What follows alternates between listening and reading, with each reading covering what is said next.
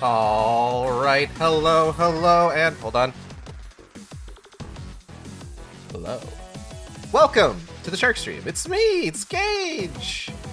Oh boy. It's been a hot minute since we were back in Shadowbringers, huh? Let's see, what? Like, it was 2 streams ago, 2 FF14 streams ago, but like, how long was that in, like, real days? June 16th, so it's been nearly 2 months since we last touched Shadowbringers. Hello, Xander. Welcome. Hold on,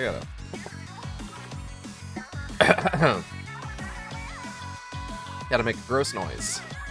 But yeah, it's time for some Final Fantasy XIV. What's been going on in FF14? Let me tell ya.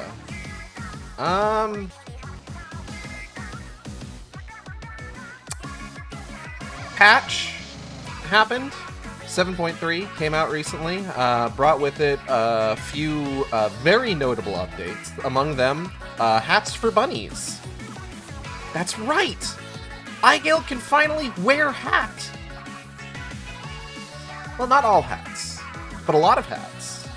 And that's more than she could wear before.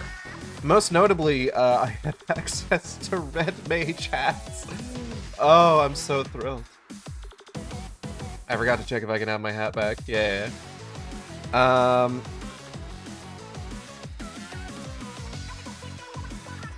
then from there, it's just, there's like a few other things. Hello, Venom Lad. There's a few other things. There is an option now to have chat bubbles pop up over people's heads whenever they type in chat with what it is that they say, which is neat. I don't know if I've turned that setting on or not, but it's a thing you can do now, so that's cool. A bunch of updates to the G-Pose system, including I tend to like to take like portrait style screenshots every so often, especially to like show off Aigale's outfit. And before, that was just kind of like a hassle of like needing to rotate the camera 90 degrees and everything. But now you can enable, they've got a portrait mode, and you can start by like enabling a preview, and it like shrinks in like the side. I'll show you in a bit here once we start up. But it like gives you like what you will look at when you switch it to portrait mode, so that you can set it up like really easily to start with, and then switch to portrait mode and take the screenshot. Hello, Astral Clockworks. Welcome to the Shark Stream. I hope you have a good time here. What else? What else did they do? There's, of course, all the new MSQ stuff. I haven't finished MSQ. Oh, man. I'm not saying that I've fallen off FF14. I don't dive into it quite as often as I used to. Mostly because, like, my sort of daily routine in terms of like the game that I turn on just to fuck around with for a little while has kind of been subsumed by Zenless Zone Zero.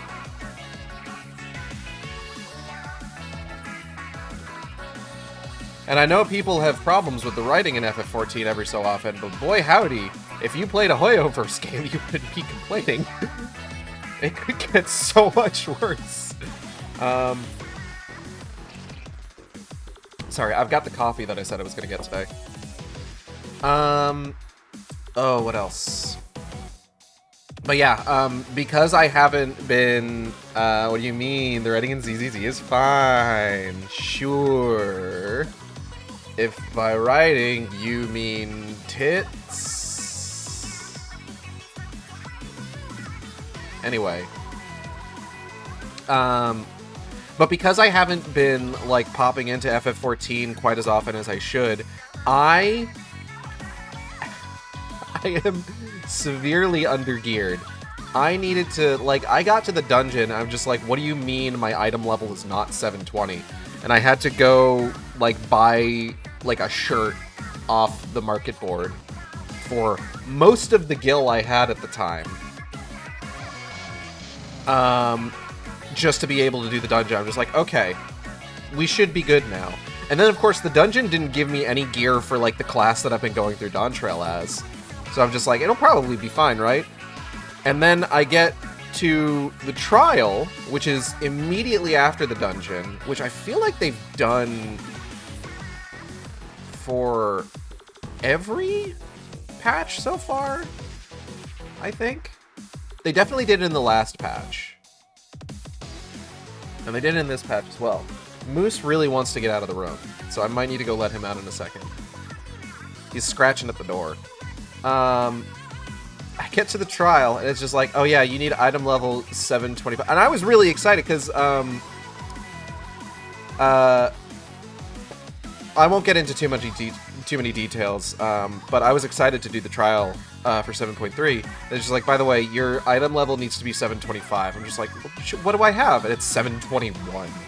And everything on the market board that I could potentially buy to up that item level is well out of my price range. So I'm just like, oh, well, okay, I guess. I guess I'll just, like, run the dungeon again, and then the dungeon still didn't give me any gear for the class that I'm going through Dawn Trail as. So I'm just sitting here just like, come on, guys! Give me something! But alas, I was given nothing. So this time I might actually need to try and keep up with, like, getting myself properly geared so that I can be ready when fucking 7.4 comes along. But yeah, suffice to say, I have not finished 7.3's MSQ yet. I also haven't gotten a chance to do the Alliance raid yet. So if anybody in chat has done those, no spoilers. I gotta make a gross noise real quick, 1 second. Okay. Moose, do you wanna leave? Do you wanna get out of this room? He's just standing there, the poor guy. Alright, 1 second. Let me go let him out. I offered him a chance to leave earlier. He didn't take it. Okay.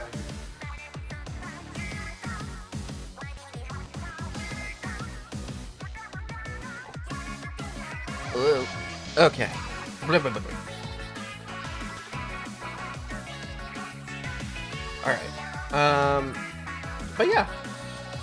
A lot of interesting stuff in 7.3. The story quests for 7.3 have been really good. There's a really good, like, I'm excited to get to it to talk about it, because there's a really good, like, stretch of, like, puzzles you have to do in the story quest. I'm just like, oh, I love this. We need more of this. Still working my way through the amazing adventures of Wook and friends. Whack Lumat? Hold on.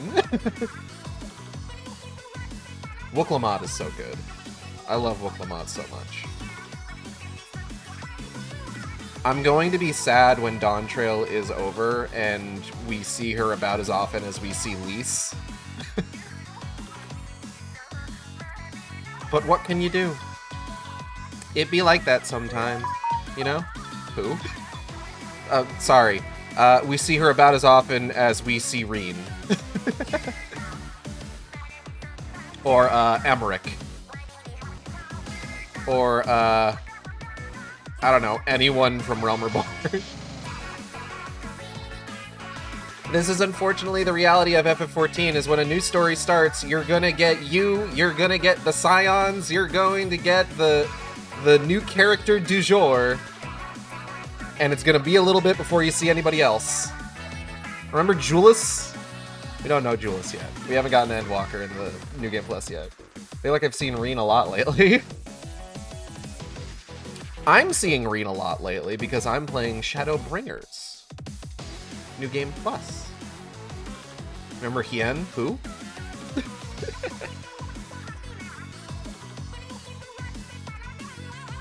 But yeah, I love Wook Lamont. Wook Lamont Defense Squad for life.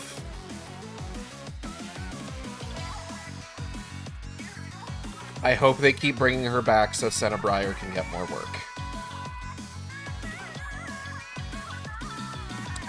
Alright. We should probably get started here. Hold on.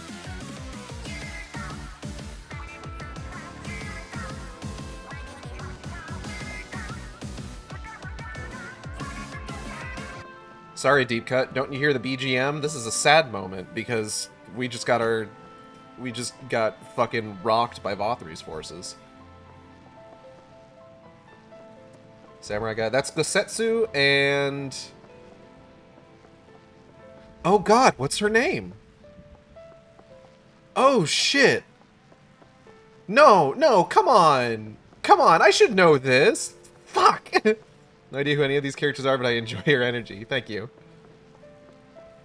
Oh god, I don't know her name. This sucks. God damn it. She's like... Oh... Higuri? No, that doesn't sound right. That sounds close.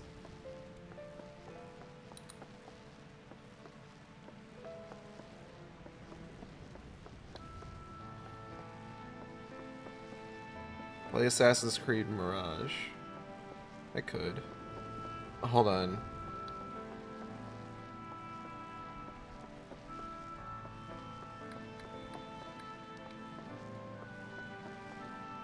Fucking goddamn, what's her name? This is gonna bug me if I don't find it out right now. Hold on.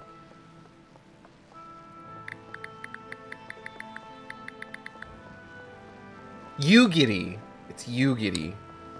Yugiri Mistwalker.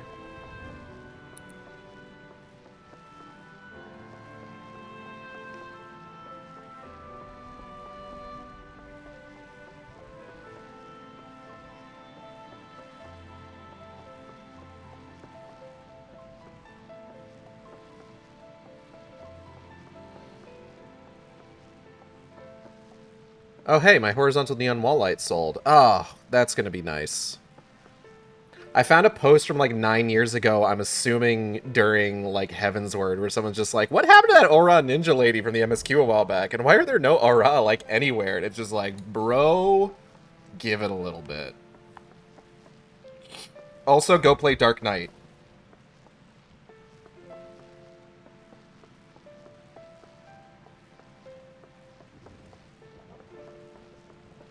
Because not only do you hang out with an Aura, but he also explains, hey, yeah, when Aura came to fucking Ishgard, we weren't treated well.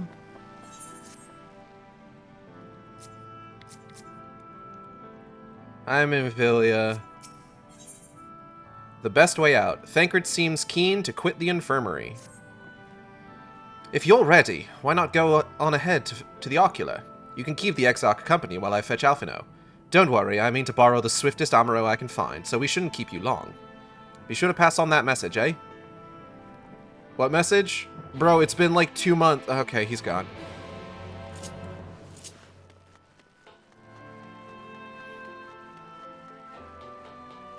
Dark Knight quest for Silly with that ghost kid.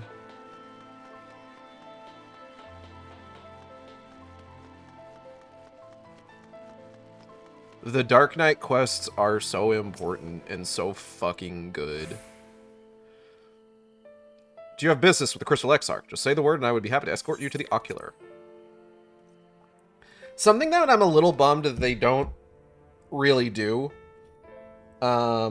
is that, okay, so they maintained making like new job quests for, like, Realm Reborn, Heaven's Word, and Stormblood jobs up to level 70. But then when we got to Shadowbringers, job quests were replaced with role quests. So now you do the quest you do a quest as, like, a tank, DPS, or a healer, right?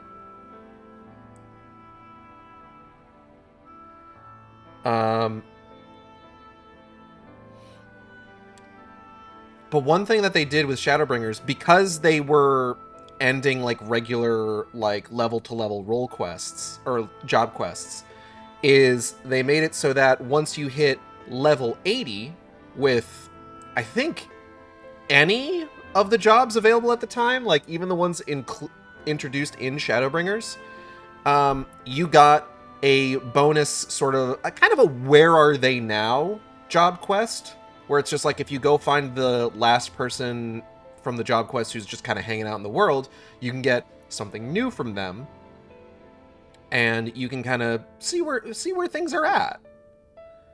And it was neat. The Dark Knight one for that is also is a lot of fun, and is kind of like a really nice sort of cap off to that. I still need to do the 80 quest. My DRK is only 60 something. Yeah.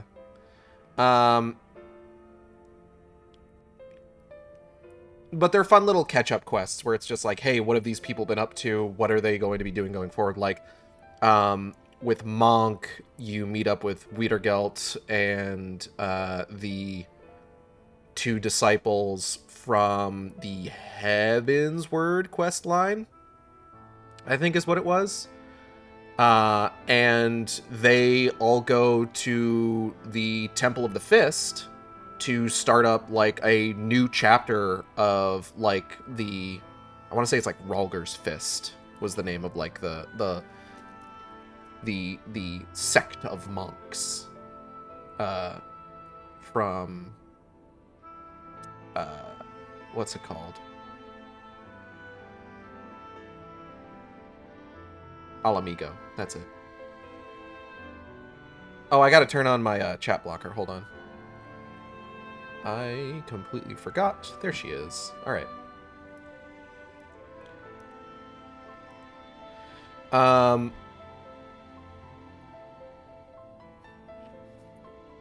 my neck hurt. Okay. So that's neat.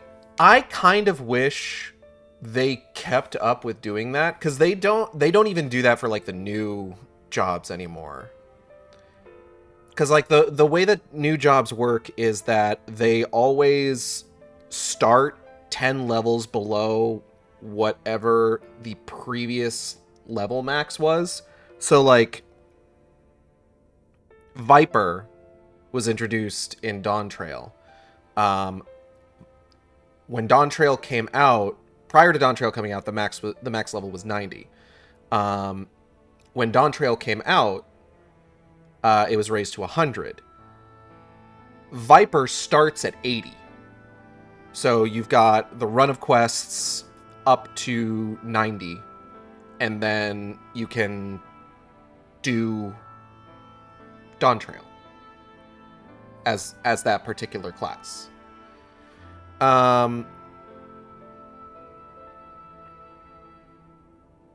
Thoughts in my head, trying to organize them into words.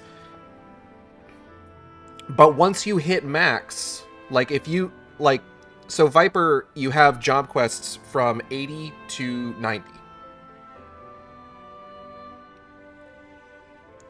Same thing with, like, Pictomancer, 80 to 90. And then Sage and Reaper are 70 to 80. But once you hit max level with those particular jobs, there's nothing additional like there was at the time that, like, Shadowbringers came out.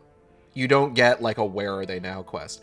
And I'm gonna be honest, I kind of miss those. I do kind of want to know what Sharun Tia is up to right now.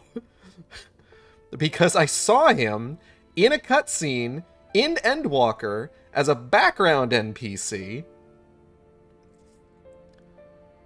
But it's just like, hey, I know that guy from the Red Mage. What's he doing here? And you never find out. It kind of sucks a little bit. There is exactly one NPC from a string of job quests that has... Well, that's not true. There's several NPCs from, like, several different kinds of job quests that, like, pop up later on. The one with the most prominence is Estinian, who was a major part of the Dragoon quest line in A Realm Reborn, where he's going completely nuts. You get up to level 50, you fight him, he disappears, and then he shows up and just like, yeah, I'm fine, don't worry about it, I'm doing a lot better now. It's just like, cool, man! What the fuck was all that? Anyway. Let's go talk to Crystal Exarch. Sup, fucker? Welcome, my friend. Tales of your heroism on the battlefield precede you, though I confess I found them more gladdening than surprising. I hear no few of our people have you to thank for plucking them from the jaws of death, or whether they had not needed saving to begin with, but the responsibility for that lies with me. Bunny bunny banunny banunny banoy. One of our soldiers said that. Thank you. Rest assured that I fully intend to continue our work. I will not shrink from what must be done, now least of all. Though I mourn the lost, I will not lose myself to grief, and even should regret be my constant companion, I will follow the path I have chosen to its end. Why my phone beep? An angry walnut liked my post. We have some time before the others arrive if you'd like to talk. And if I were to confess any doubts I might harbor, no one need ever know. No, I believe you have enough burdens without my adding to them. Nevertheless, thank you. You're welcome.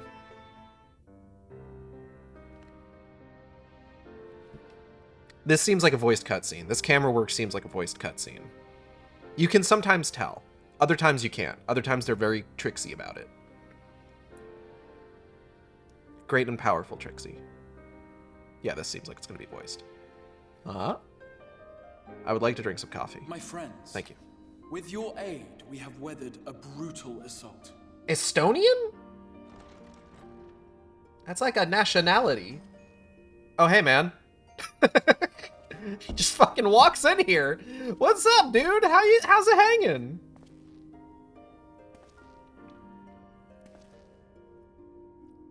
Sorry I'm late, though I would not have been had anyone thought to notify me in advance. Oh, did you not get my letter? As I was saying, it was only with your aid that we weathered this assault. Without it, the Crystarium and all who dwell here would now be gone. For each we saved, another perished. If there is anything else we can do to help, anything at all, you need only ask. This is our home too, and we want nothing more than to keep it safe. I believe this was only a 1-to-1 ratio. Thank you. We are blessed to have you with us. As for the attack itself, Vorthri may call it divine retribution, but Sin Eaters are creatures of instinct. A coordinated assault is unprecedented. Moreover, in the absence of a Light Warden, there should have been no compulsion for lesser Sin Eaters to congregate here en masse. All of which points to a single, unavoidable conclusion. What we? That these minions of light answer to a higher power. He who did claim kinship with them, who did boast of control, not in idleness, 'twould seem, but in earnest. Lord Vorthri. Indeed. What I mistook for bluster was in fact the truth. The Sin Eaters are his to command. But if he imagines this show of force will convince us to bend the knee, he is sorely mistaken. I take it your meeting in Yulmore did not end well. You could say that, yes. But I am wiser for the experience nevertheless. It appears he has mastered a technique which allows him to enslave the minds of others. A fact I discovered when he attempted to use it on me. That would go some way towards explaining the peculiar reverence afforded him by his subjects.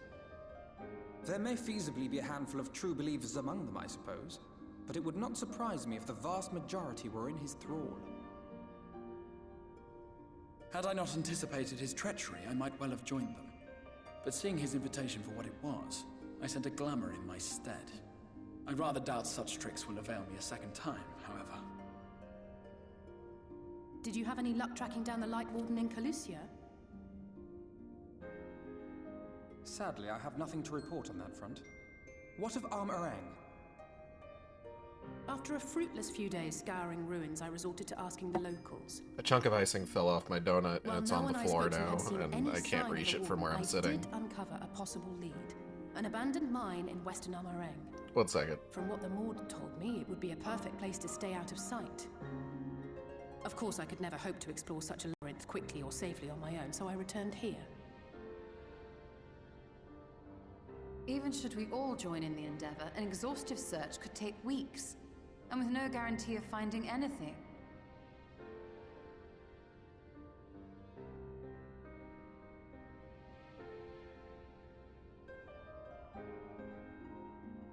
The Wardens harbor vast reservoirs of primordial light, do they not? Far beyond anything found in lesser sin-eaters. And isn't it true that the Oracle could see the light of a sin-eater from miles away? Surely a Warden would seem like a blazing beacon by comparison. To the real Oracle of Light, I mean. The real Menphilia.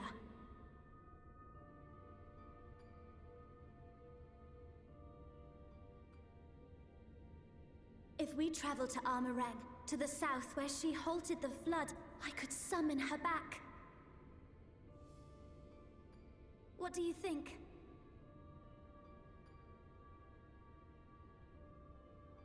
Don't. Don't what? Do what I can. What we both know is right. Do not presume to know my mind.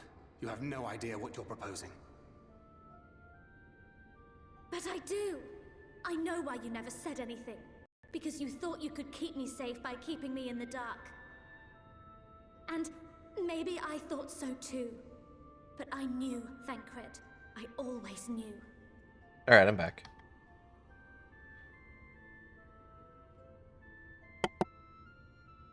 Oh, I see. I thought you were a rather underwhelming reincarnation. But it all makes sense now.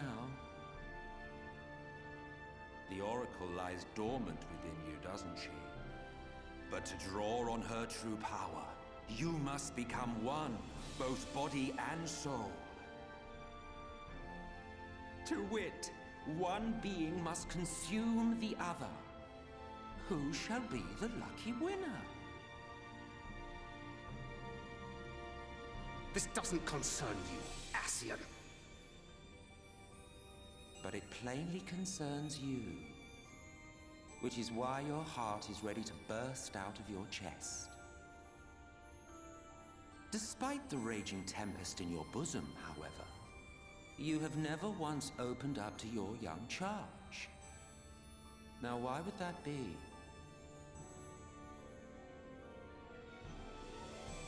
Yeah, Thancred. What's up? Love. Well, I for one think it's a marvelous idea. Certainly more promising than any of your other suggestions. Oh, thank you for your input, Evanselk. It's off to Armoreng we go. Jack off, cunt. I'll meet you at the gates.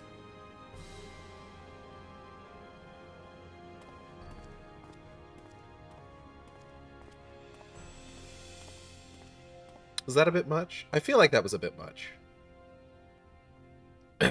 It's an 18+ stream, it's fine. Okay.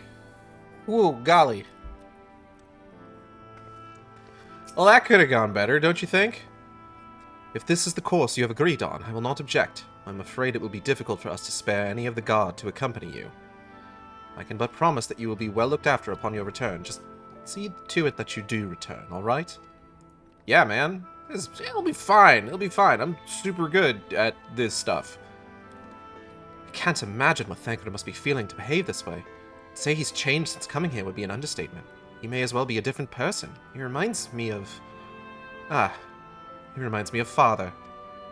He argued with us for months about our plan to go to Eorzea, but in the end he accepted our decision. I do hope he's doing well. I'm sure he's doing fine, and definitely won't be a big, dumb idiot when he finally shows up in the plot. If I had only been able to locate Kaluja's light ward, and it might not have come to this.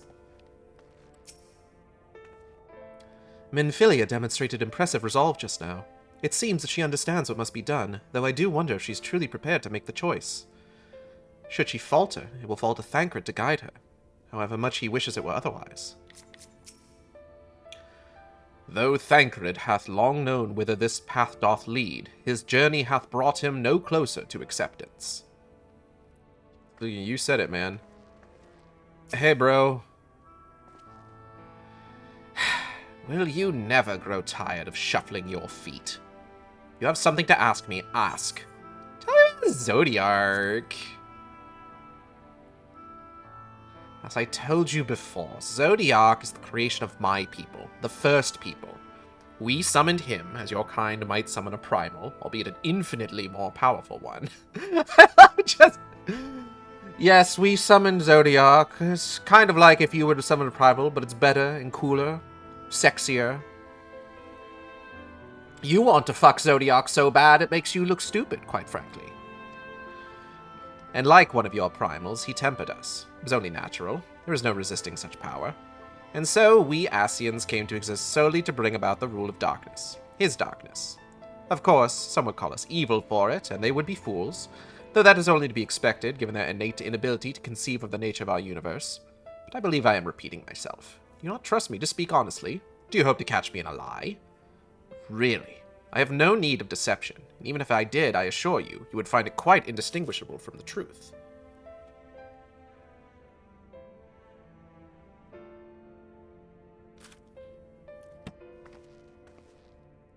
I think you're lying about being enthralled, quite frankly. But that's just me.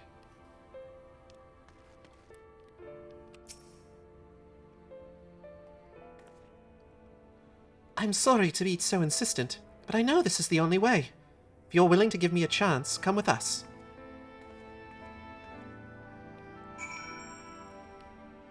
I think... So, I am reasonably certain that there's some point over the course of the story that explains that in order for a primal to be able to enthrall someone, it needs to be summoned with the specific intention to enthrall others. I'm reasonably certain.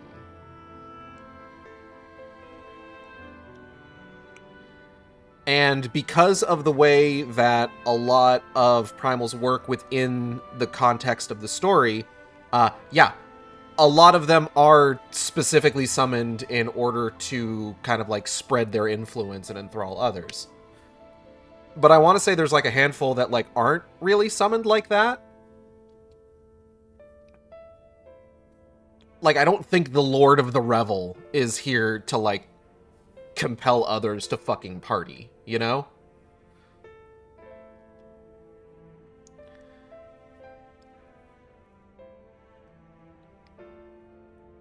And the reason I thought enthralling happened when their overwhelming ether corrupted them. Enthralling seems to have more of an intention, because it's not like just being near a primal causes enthrallment, right? Like, the few times that we've seen enthrallment actually happen, it is something that the primal actively does. Like... My hand is itchy. Like, the very first primal we see, Ifrit, sends out just like a wave of energy that enthralls everybody but us in the vicinity. Fucking Sri Lakshmi sends, Sri Lakshmi sends out, like, enthrallment orbs that we have to block from enthralling the others. So there does seem to be a bit of, like, intention when it comes to enthrallment. And it's also, this is also the case for, like, summoning in general. Like, there's a scene in...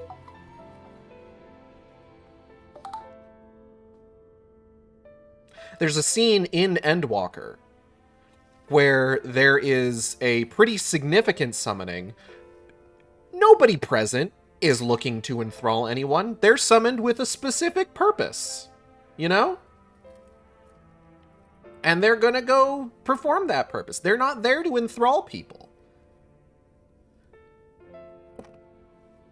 And I'm pretty sure that this is explained at some point, and that line in particular bothers me, because I feel like there's a particular sect of, like, FF14 theory crafting, especially around the time of Endwalker, that I feel like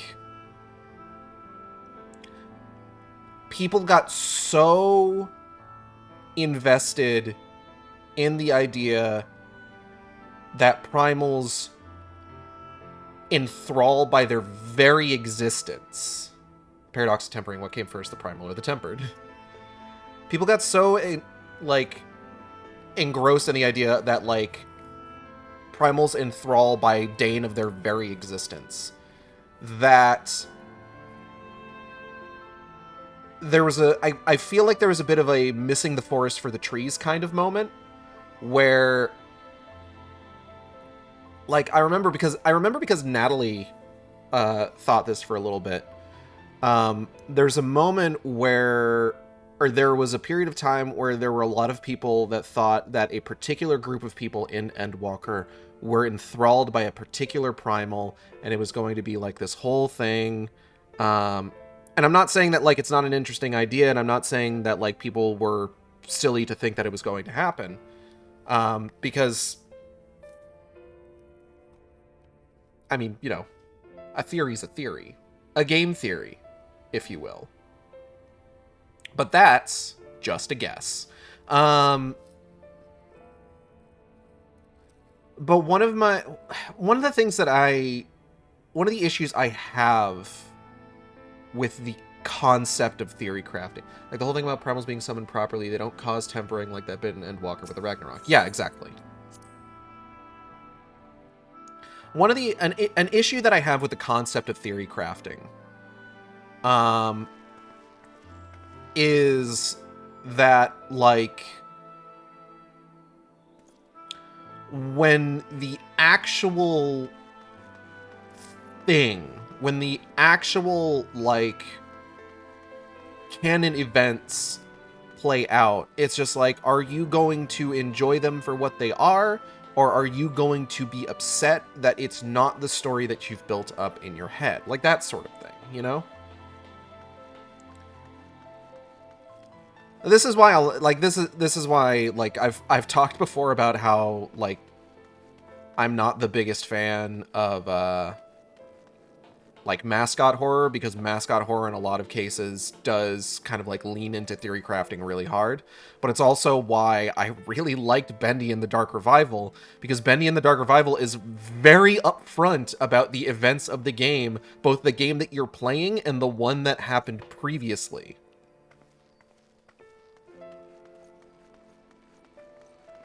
And I appreciate that. And then, of course, like, we get, like, Bendy and the Secrets of the Machine, and it's just, listen to me fucking talking about Bendy. Listen to me talk about Bendy. Listen to me talk about Bendy. People were able to be Titan with the protection of Echo and not getting enthralled. Yeah, exactly. Hold that thought. Add time. Okay.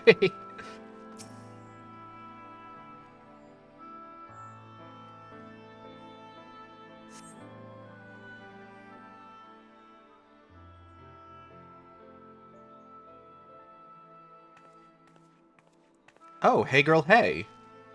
Sorry for the wait. I'm ready now. Are you sure you want to do this? Completely sure. Okay, I'm back from 1999. Look, no matter what happens to me, I'm sure that I don't want to go back to being who I was. Bendy and the mysterious stain. I want to be stronger. Strong enough to face my destiny. I want to believe that I can play a part in saving this world. I hope you can find it in yourself to believe it too. Yeah, alright. When you put it that way, how could we not? Hey girl, hey. Hello, children. It's your decision to make. Just be sure that you are prepared when the time comes. Bouquet. Sup, fuckers? Well, well, well, if it isn't the Blowjob Brothers.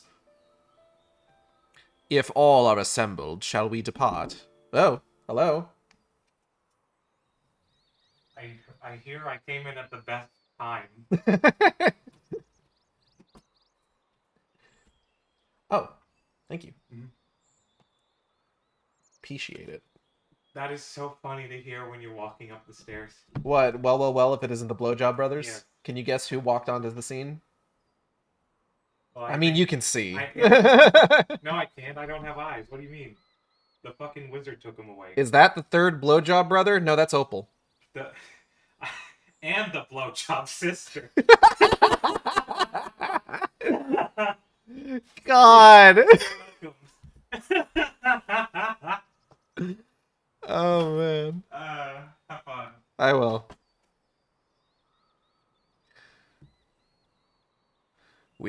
We'll follow your lead. What route would you have us take? About that, there's something I neglected to mention. What? I saw a Yulmoran airship coming into land over Almarang while I was on my way back to the Crystarium. No doubt the same vessel that bore Vothri's forces to Raktika. Meaning we can expect to encounter armed resistance on our journey through the region. Uh-huh. Right. Now, Nabatha-Rang lies in the southern? Oh, sorry, did I misgender? You're, That's something more to ask Opal. I'm a Thamer. Opal's a they-them-bo. Right, now Nabatha-Rang lies in the southern reaches of Almarang, and there are 2 routes we can take to get there. You mean...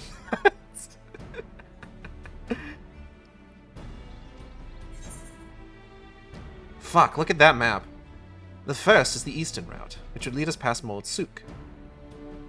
The other is the western route, which would require us to pass through the Hills of Amber. Minfilia and I took the eastern route last time. Yes, that's the more well-trodden path, also makes for easier traversal than Nabath Severance. But we can't use it. If we did, we'd need to cross the Severance from a point nearby the inn at Journey's Head. If the Yulmorans caught wind of our approach, it could very well bring them into contact with the inn and its patients. And we can be sure their activities would not meet with Vothri's approval. Okay, noted, we'll try to remember.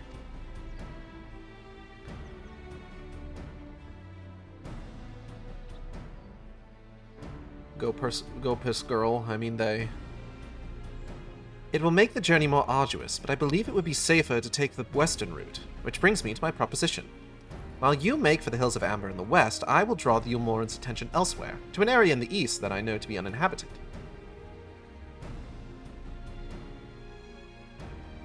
I think Opal just made a noise. I heard something. Mysterious sounds. That way, you'll have a chance at reaching Nabatha-Rang unopposed, and without risk to civilians. I cannot deny that it's a sound plan. But nor can I allow you to go alone. My skills will make your tasks at least somewhat easier, will they not? I will accompany you as well. I will afford us a chance to have a proper conversation. Where?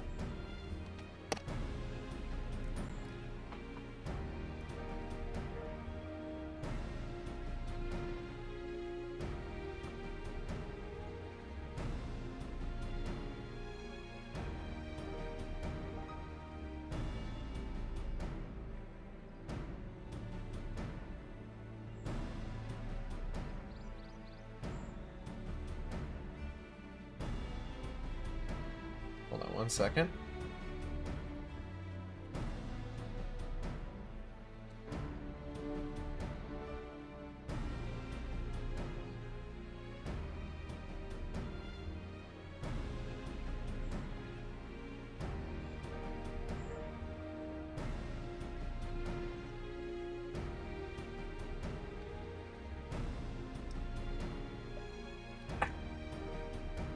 Offer.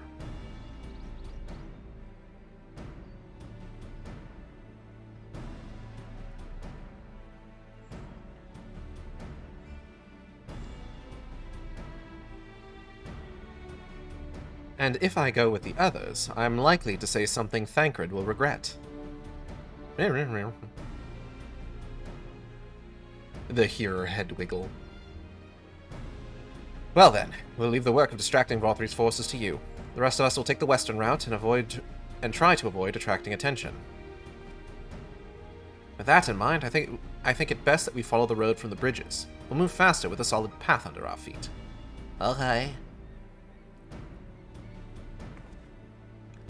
We'll borrow a few Amaro for our own journey. I leave the rest to you, Minfilia. Thank you. I'll try not to disappoint.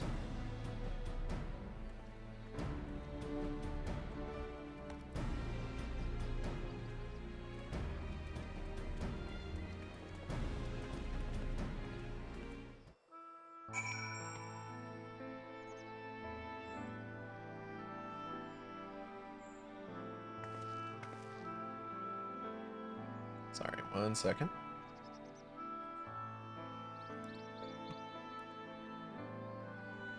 Alright, I'm going to need to BRB real quick. We will return and continue our quest in but a moment.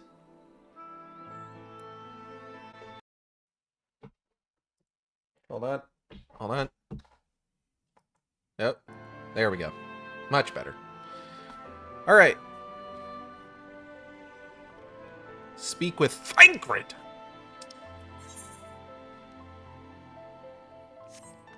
Oh, he's just out. Okay.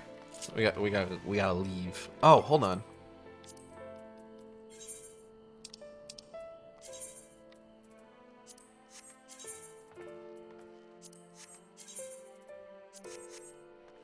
Alright.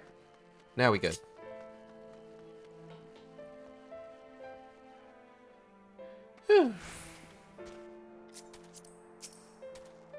Alright, let's go find Thancred!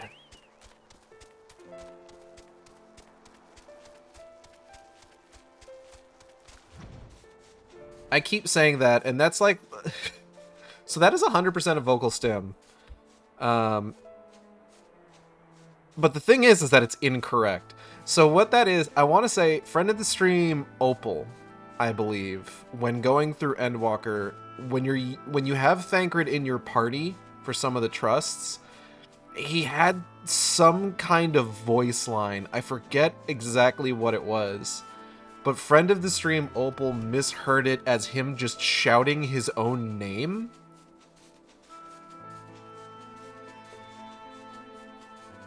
They canceled your burgers?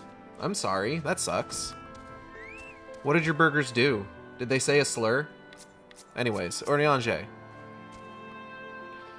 Would that we all had thy surety of purpose. We'll need to move quickly. The longer the others need to keep the Lemorans busy, the more likely they are to be caught. There you are. The gate leading to Almarang is just up ahead. And all the time I've been here, I've never ventured into the Hills of Amber. Not that I'm particularly intimidated by new lands at this point, but we have more than enough reasons to be cautious as is. Keep an eye on Minfilia for me, would you? Sure, man.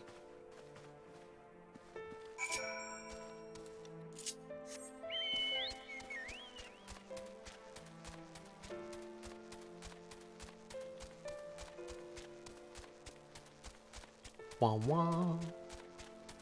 Wah wah wah. Wah wah wah. What are you guys just standing around out here for? Go. Who shall walk among us upon our return, I wonder? Almarang lies just beyond the gate. We need only speak to the sentry. I'm ready. Let's go. Sup, hard-ass. Not my name. Off so soon, Mistress York. You've barely had any time to recover from the battle. Oh, bunny bunny banunny banunny banoy. Well, if you're certain, I'm hardly in a position to question you. I've had like 2 months. I'm fine.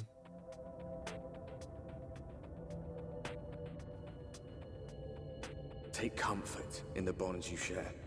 Accept the pain when the time comes to part. Press on, for joy and sorrow walk hand in hand. Beyond Mount Garrick lie the Hills of Amber, beneath which run hidden veins of mineral wealth. Or ran, at least. Mayhap they are spent. Or mayhap the ringing of hammers can yet be heard below.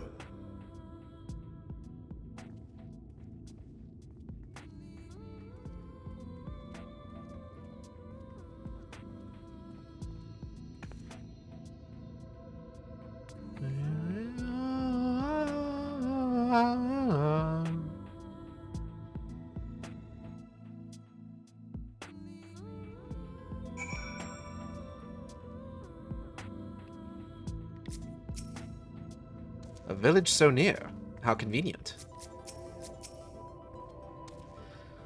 Sound though Mistress Alice's logic was, I fear the road less traveled hath other perils in store for us. Yeah, like a big chameleon. It says it's an iguana, but that's a chameleon.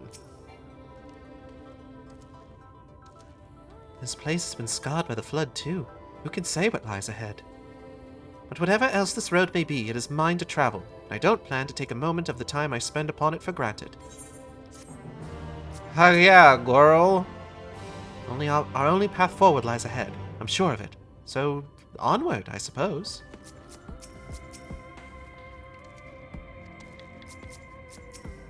Hazel. Thancred is gazing with interest at the nearby village. I take it you're seeing what I'm seeing. Yes, a couple houses. Finding a village when we're hardly 10 paces into the hills is a surprising stroke of luck, especially given our recent fortunes. But you won't hear any complaints from me. Let's see if the folk who live here can tell us what to expect from the road ahead.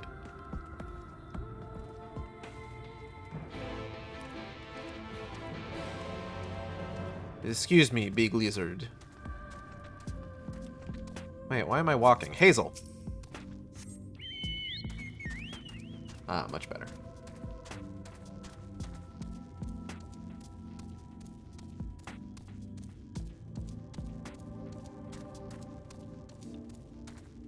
Does 3 houses count as a village? I'm not even sure that one on the right is a house, if I'm being honest. That looks more like a shed. Does 2 houses and a shed count as a village?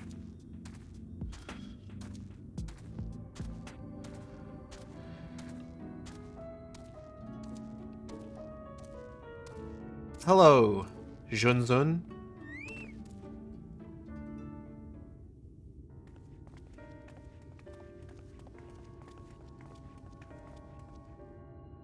You sell? No, you are no merchant. But then, why do I know your face? Oh, I remember you. You spent Verbert gold. Aw? Such a coin purse cracking. You are already a legend among moored traders. You're a traveling merchant, then. Can you tell us anything of this village? Of course, anything for valued customers. This place is Garik. Before the flood, it was home to many miners. After, not so many. Now, none. So Master Gengen borrowed this village. Made it into a trading post. Very convenient location. Just got a fucking email from Wayfair that just says, beds! In which case, you all must be familiar with the local roads, correct? We're on our way to Nabatharang ourselves. If we continue south from here, will we have any difficulties reaching it? Oh yes, great difficulty. The flood rent the stone and crushed the mine surrounding Nabatharang. Only steep cliffs and collapsed tunnels remain. Oh no. Well, that sucks. But surely there must be some way. Do you think any of the other Mord might have some sort of hidden route? What is that creature and where can I get one? What, the Mord? It's... So... how to explain? Okay, so right now we're in an alternate universe, right? We're on what's called the First. In the primary universe, what is referred to as the Source, which the majority of FF14 takes place in, they have kobolds. Now they are different from the short stack lizard dragons that you might find in the furry community, or the dogs that show up in, like... It is so weird, like, cultural differences between what is considered a kobold between, like, the US and Japan. Like, in the US, like, a lot of folks I see that make, like, kobold characters, they're like little dragons. Usually short stacks. Or they have fat cocks. Meanwhile, in Japanese media, a lot of times you see kobolds are more, like, dog-coded, like in Dungeon Meshi. Delicious in Dungeon. But in here, they're little guys. They're little freaks. So in the Source, you've got kobolds. And they tend to be... Why is my phone button ringing? Oh, it's a spam call. Now in the Source, they're miners. And they are one of the beast tribes that... allied tribes. Allied society. They're one of the Allied Society quest lines. You can generally find them in... Oh god, where are they again? Limsa Lominsa.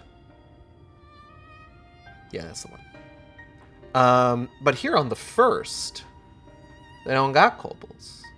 Take a lizard kobold and a dog kobold and mash them together. Yeah, that's kind of what it is. Here they have mords, which are basically just kobolds by another name. So that's what this guy is. He's a mord. His name's Junjun. Perhaps you ask, they tell for free even to friends of our best customer. Bow. Wonderful. Thank you for your help.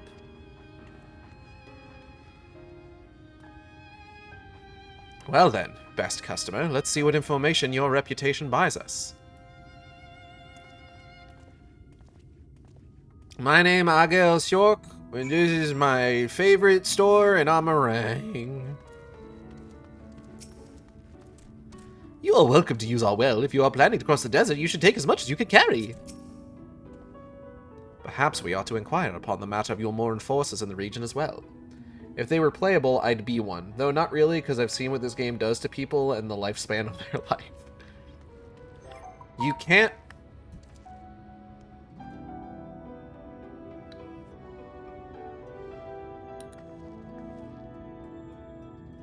Hi, this is Tiffany with the verification and funding team. Just want... Spam calls are doing this thing recently. I don't know what it is. It's all recordings. But they have the people doing the recordings, like, cough to make it seem more impromptu and more casual. Or they have them sound like a little bit less sure to make it seem like you're not talking to a recording. It's very devious. But yeah, while you can't play as a kobold, you can get a little kobold. You can get a little kobold minion. Look at this guy.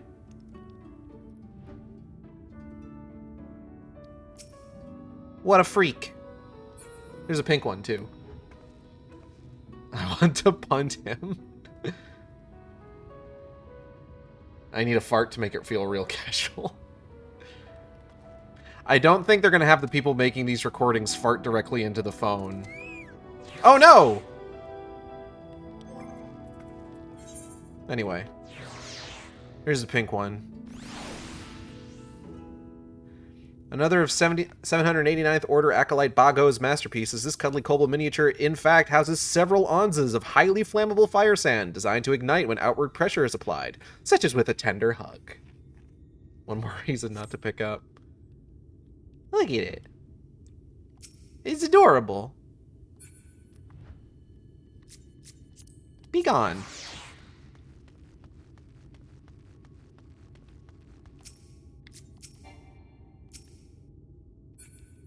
The fuck? Why can't I talk to Renren? Renren, what did you do? We're not lucky enough to encounter anyone who knows a route to Nabatharang here. Perhaps they can at least point us in the direction of others who might. More to Junkmonger. Min Philia. Girl, what are you doing? I've got it. I'll lead by asking how business is, then mention you, and then ask about the route. That should work, right? Sure.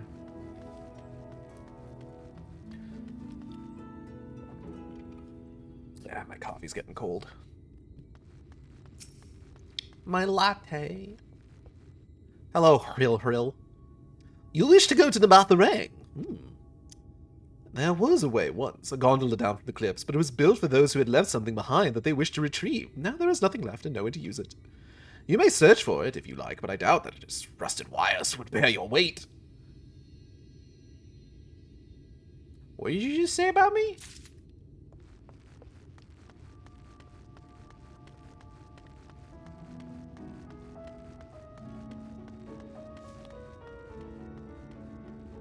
I got something you can bear the weight of right here, motherfucker. Sorry.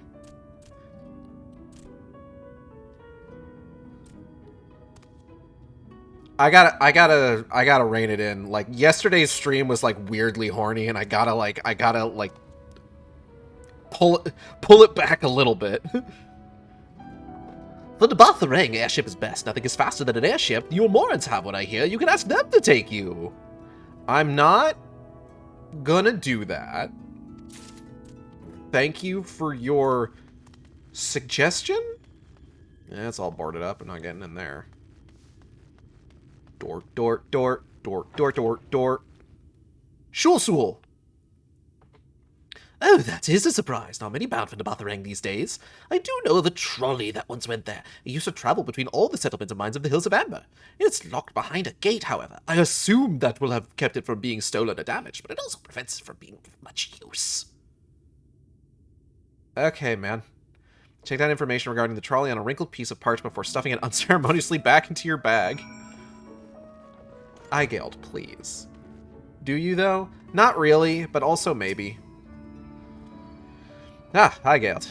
I'm afraid I've learned little of use about how to reach the Batarang. Your Moran presence, however, that's another matter. Apparently, though their army is definitely in Amarang, there have been no sightings of your Morans at all in the Hills of Amber. Perhaps we can take that as a sign that Alisai's plan has borne fruit. Do you have any better luck finding us a route forward? This one. That one. This one. Gotta stay focused. On target. So these are our options. Well, what do you think?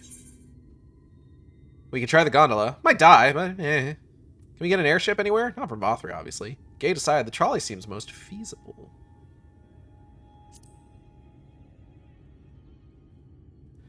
It does seem to be the least risky of our options. I can't imagine one gate is enough to thwart you.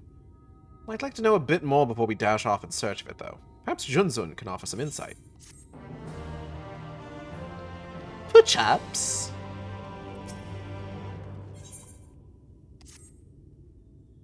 Sup, bucker? Oh, valued customers! Were the other mode of help? No. I'm kidding. They actually did help quite a bit. Of a fashion. They told us of a trolley that runs to Nabatharang, at least. But am I correct in thinking that there was a reason you did not do so yourself when we first asked? When first we asked? Oh, yes. The gate, you see. It is impossible. Before, there was a hulking thing of stone, the Talos, that opened the gate, they say. But none operates such a thing now. I do not even know if it yet exists.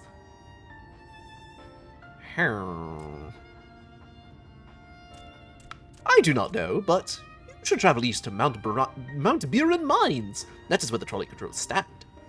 I still see miners there from time to time, if anyone knows what happened to the Talos. It would be them. Thank you. You've been a great help.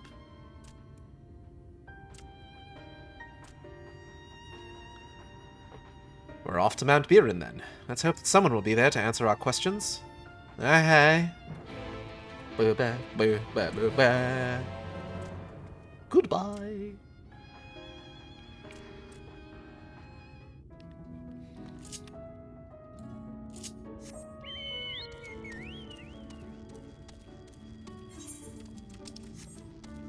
Looks like maybe up over there.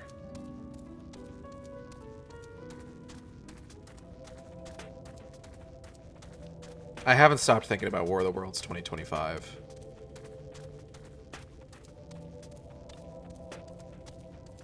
I definitely will need to rewatch it at some point, but I want to rewatch it with other people. Sorry, I was thinking about short stack kobolds. Fair enough. Mayhap the pall of light is the root of this land's desolation, or mayhap the fault lies with man and his insatiable greed.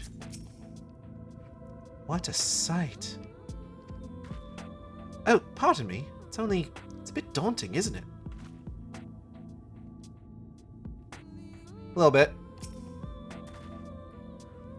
The scale of the track is impressive, I'll give them that. Now we only need to follow it until we come to the mines.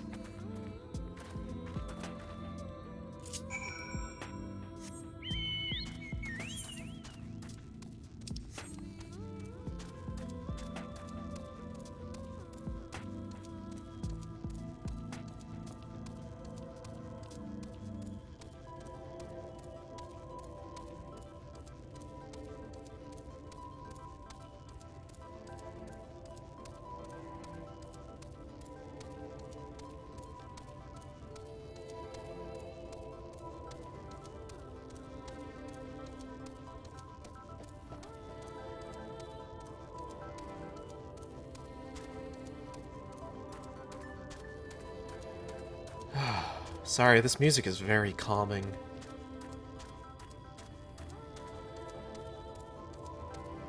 It's not really doing anything for the caffeine high I'm trying to induce in myself with this latte.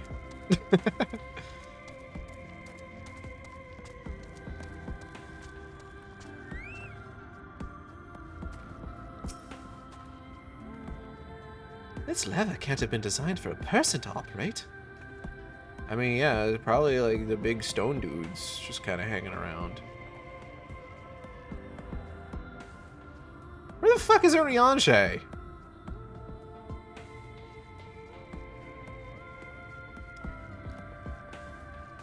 Where'd you go, you old English son of a bitch?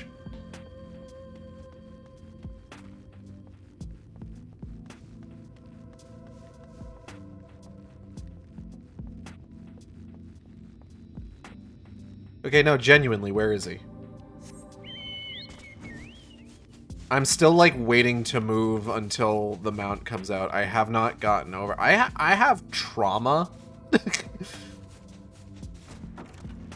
I have trauma from not being able to move while waiting for my fucking mount to deploy. It affects my day-to-day life. I have to come to a dead stop every time I unlock my car to wait to be able to open the door. Where the fuck is Urianger?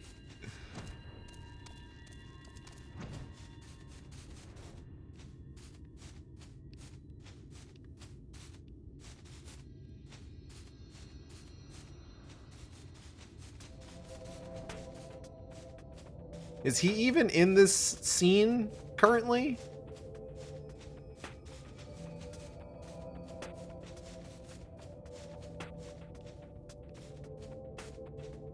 I think he might not be.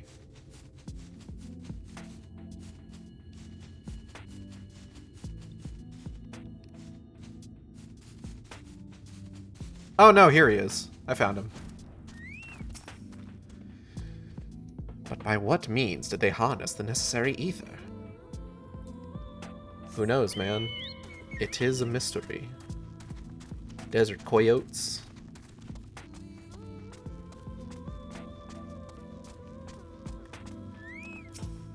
Grid.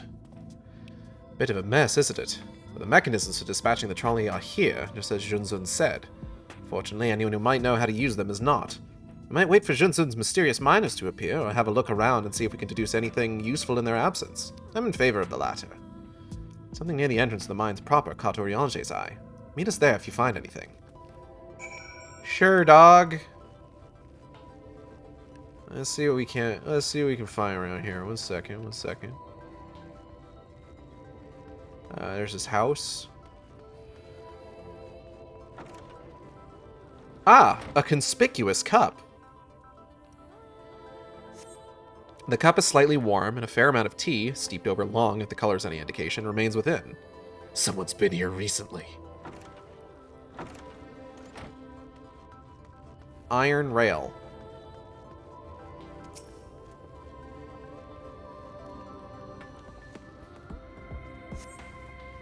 Flecks of rust adorn the rails, but they nevertheless appear sturdy enough to bear the trolley without issue. I actually found out that War of the Worlds movie, the 2025 one, was all filmed back in 2020, which makes its format make a little bit more sense. Knowing that it is a COVID production. It doesn't make the awful writing, cinematography, general plot construction, status as an adaptation. Doesn't make any of that make any more sense. But like certain elements, they fall into place a little bit easier. Ouch.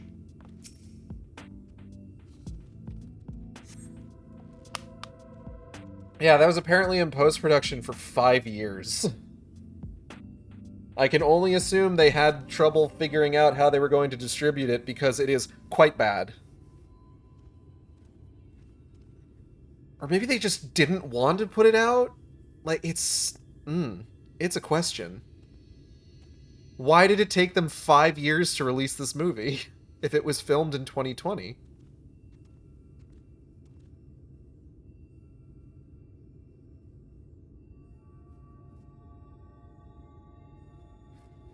Because, like, part of me is just like, oh, did they have trouble finding a distributor? But, like, no, it had to have been set up with Amazon really early on, because otherwise there wouldn't be so much Amazon product placement, right? You wouldn't have an entire character who is an Amazon delivery driver who name drops Prime Air. There wouldn't be the constant references to spying on what's in people's Amazon carts. What a fucking weird movie.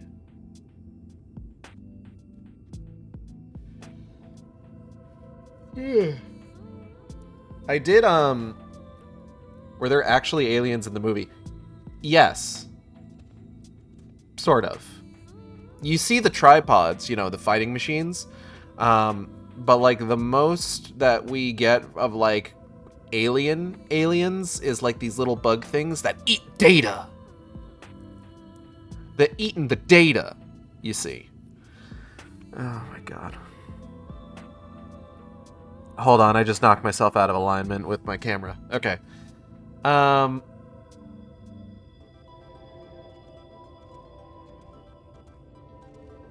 I'm thinking about it, and I'm getting tired thinking about this movie. When I was looking up information on it, something did catch my eye with regards to, like, there was a bit from the producer of the film. By the way, the guy who directed this film, this was his first, like, movie that he directed. He was previously a music video director. But there was a quote from the producer that when he was, because he also produced, like, Unfriended, which makes a lot of sense now. But he was talking about the idea of making this movie a quote-unquote screen life style movie.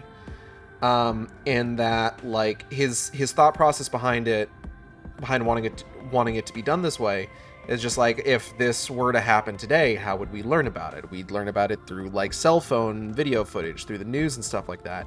And he specifically referenced the Orson Welles War of the Worlds radio cast as a sort of example of just like, yeah, this is the same sort of thing.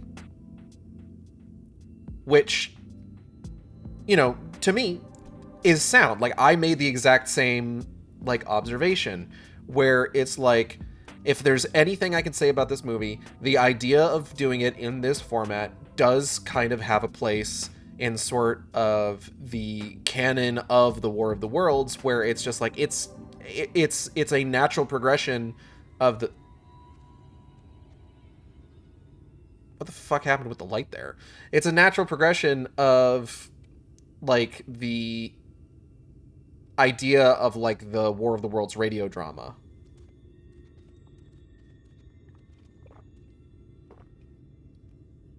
And that's the end of my coffee.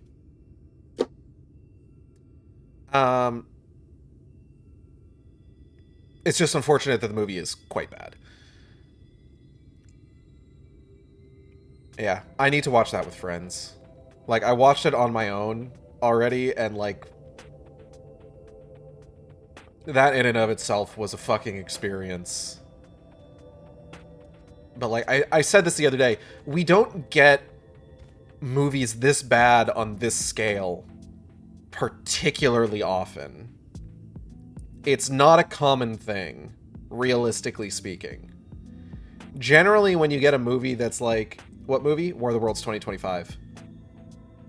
Not Rescue Rangers. Don't ask me to talk about Rescue Rangers. But normally when you get a movie that is bad on so many, like, different levels like this, it's usually, like, The Asylum, or, like, some kind of, like, independent feature, or something that's, like, trying to be bad, but instead of being like funny, jokey bad, it's just bad. Oh, that was a joy to see you rant about. I do thank you for prompting me to like get into more detail about like the way that the ending of 2025 War of the Worlds undermines the entire narrative set forth by the original, because I do like talking about that stuff. Because as I've mentioned before, like it's so easy to get caught up in like the surface level criticisms of that movie that like you kind of miss the forest for the trees, where it's just like, no, there's a deeper issue here that people aren't discussing. The benches within suggest this must have been a passenger car. Oddly enough, though it is clearly old, it appears to be well maintained.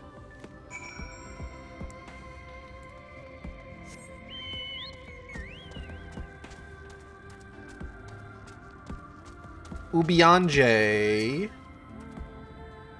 Ah, Hygeld. What hast thou discerned? Bunny, bunny, bunny, bunny, bunny, bunny, bunny. I see. Indeed, thine observations are consistent with mine own. But let us refrain from further discussion ere our comrades arrive. Sure, dude. Dude. Dog. Bunny, bunny, bunny, bunny, bunny, bunny, bunny, bunny. Ample evidence of recent maintenance and lukewarm tea besides. Uh-huh. The levers for switching tracks looked like they were in good condition, though I couldn't move them myself. No ordinary person could, I think.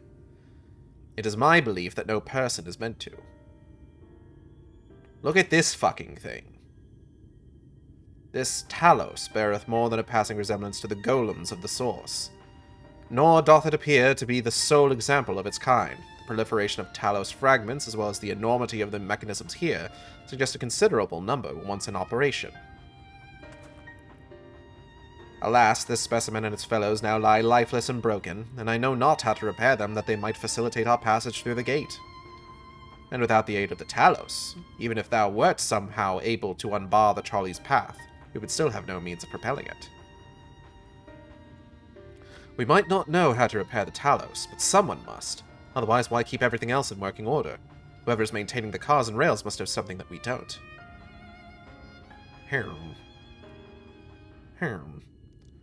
Let's ask them what it is, shall we? Huh?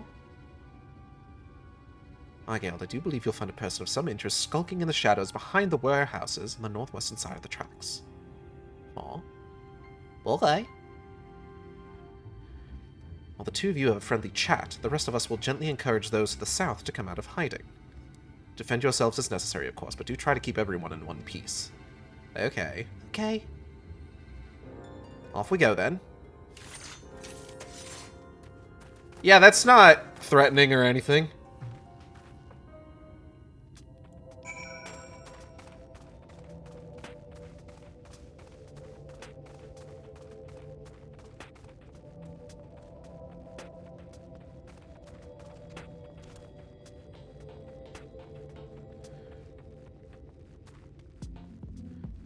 I don't know. It's like I took classes, like, I'm an English major, so I took a lot of classes with regards to, like, literary, like, and narrative interpretation and criticism and stuff like that. And even took as many film classes in college as they would let me. Or as they had, rather. It was basically, like, God, what was it? I think it was, like, late 1800s to mid-1900s, and then mid-1900s to present were the two main classes, and then there was, like, a special class on indie film, independent film, that we got one year that I was in college. I remember taking it in a weird order, where it was just like, I think I did the mid-1900s to present-day class first, then the indie film class, and then the late 1800s to mid-1900s class. I think. There were a lot of movies that I had never seen before that I saw for the first time in those classes. Like, I think that was when I first saw Ghost in the Shell. I think it was when I first saw Pulp Fiction. A lot of other stuff too, like the original Scarface. I think Gold Diggers of 1933 was one of them. That one was a lot of fun.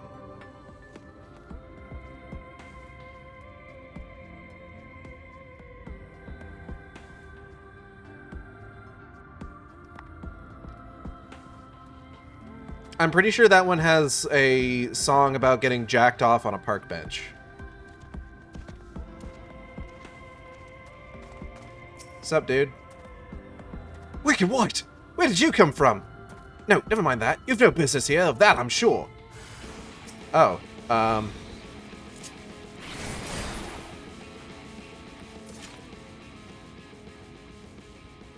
Are you gonna be nice to me now? Oh. I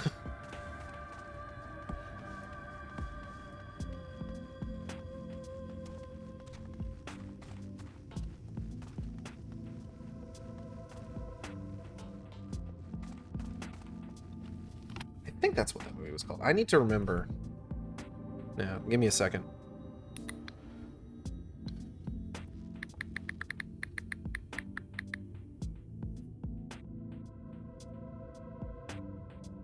Oh god, that's right. They remade that movie like several times.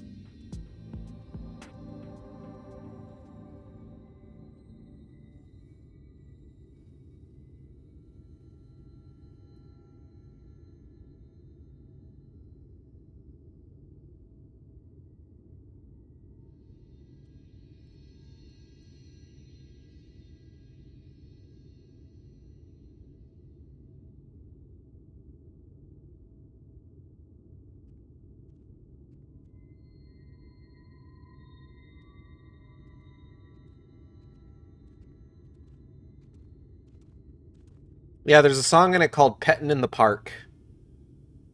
That,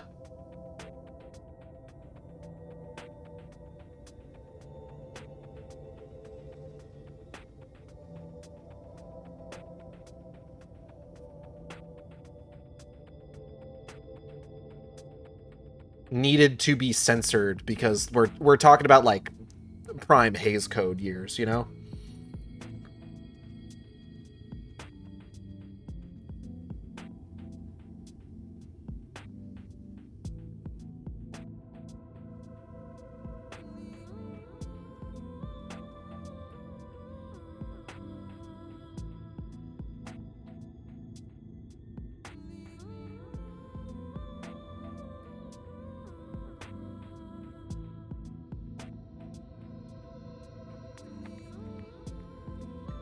Oh, yeah. Okay, so it was 1933 because I remember this little tidbit about it. So the song Pettin' in the Park was supposed to end the movie. But then there was a song called Remember My Forgotten Man, which is basically about, like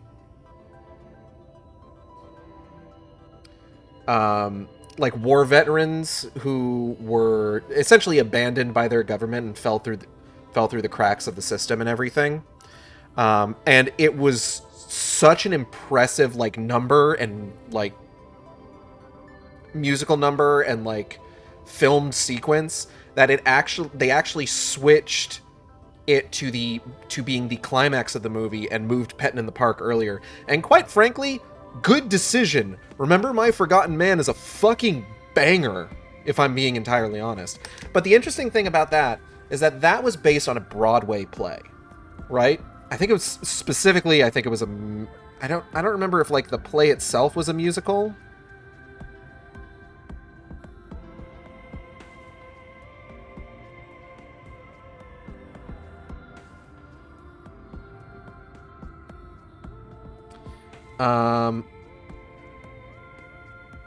But it was adapted into a silent film in 1923. And then later on in 1999, when talkies became more prominent, it was adapted into another film, The Gold Diggers of Broadway. The silent film was just called The Gold Diggers. And then they made the film like 2 more times, because it was Gold Diggers of 1933, and then 1935, and then 1937. Because, I don't know, I guess they just kept doing that.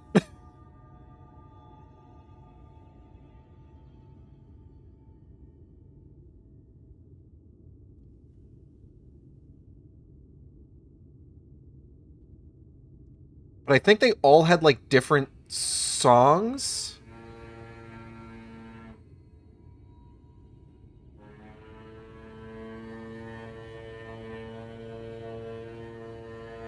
Like, I'm looking at it. I think these were all... Hold on.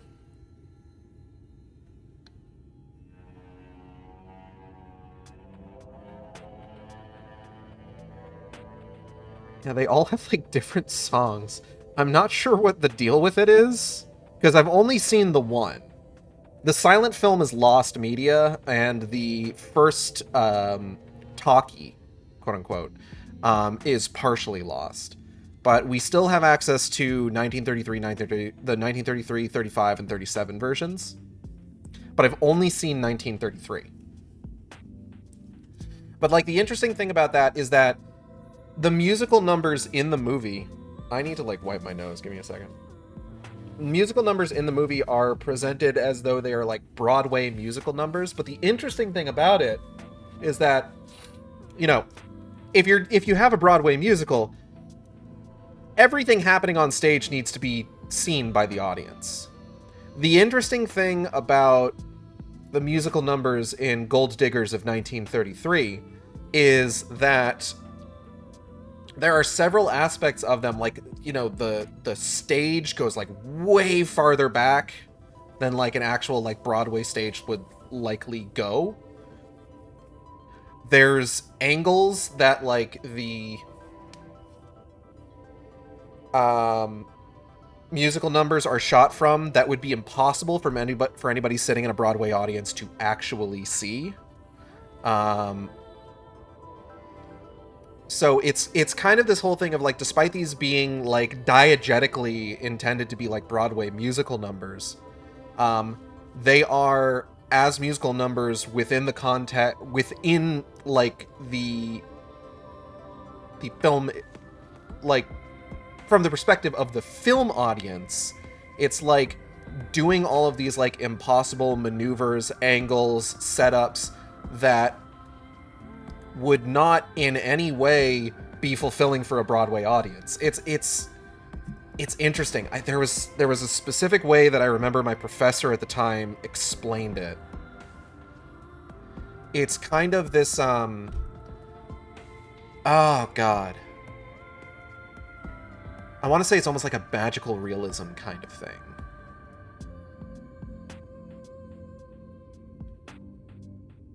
It's difficult. This, like I said, this is like college level film theory stuff, you know?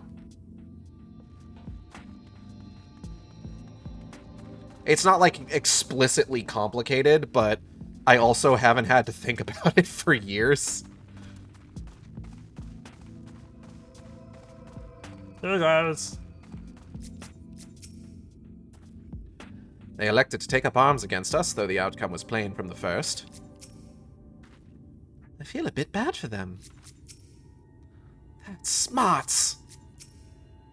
We won't let you. Was that a good wheeze?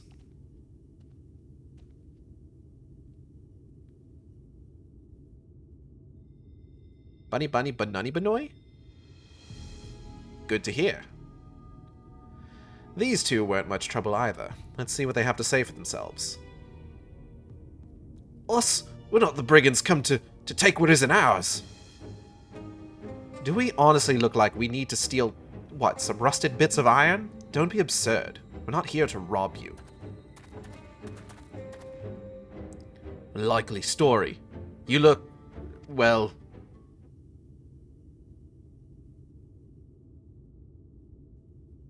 You don't look normal, that's for certain. I love that that zooms in on Urianger specifically. You don't have any wares, so you're clearly not merchants. Travelers never pass this way. The only reason you would come all the way out here is to strip the machinery for parts. Oh, Daff, I have an idea. What if, once upon a time, a lovely lady of noble birth ventured forth in search of lost love, joined by her two most loyal servants, sworn to follow her until world's end. On their journey, they met a sorcerer, as ancient as time itself. Moved by the lady's devotion, he offered to be their guide, and they turned up here somehow. I can only assume that you're being intentionally obtuse, but in the unlikely event that that's a serious conjecture, no. I suppose I am a bodyguard of a sort, but we have rather larger concerns than fairy tale romances.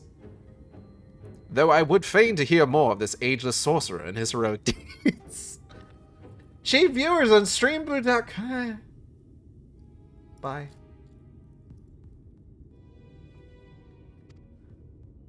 Gods grant me strength. If I may, we're actually searching for a means by which to travel to Nabatharang. We were hoping that the trolley here might offer a solution. No, I will not remove the space. I realize we haven't gotten off to the best of starts, since we beat your fucking ass, bitch. But if you know anything about how we might get it working again... The trolley?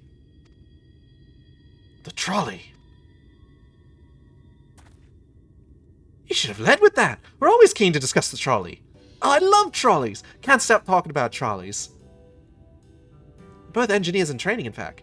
Jarek and Thaff, at your service. Technically, I'm a miner, and he does repair work, but our true passion is the trolley. We love trolleys. Can't stop talking about trolleys. We're working with a few other folks to get it up and running again. And before you ask, yes, it's true that there's little in need of transport these days, but that's no reason to consign a miracle of mechanical innovation to dust. The mere sight of it traveling the track once again would make hearts sore, mark my words.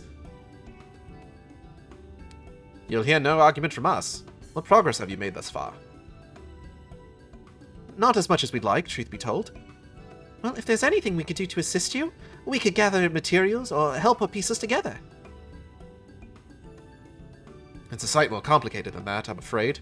If you spoke with Magnus, you'd understand. He's the only one with full knowledge of the trolley's operation. I suppose you could speak with him if you'd like. We'll introduce you. Okay. Bouquet. Bouquet. Very well. Options are limited. If this Magnus can explain whatever is preventing the trolley from being restored, I'd like to hear it. I should send information about the gold diggers to Zilla. I feel like he'd like that. He's been trying to, pick up, old films and stuff like that, just kind of, as research stuff for the time period. Right. Looks like he'll be following us back to Twine, then. Na na na na na na.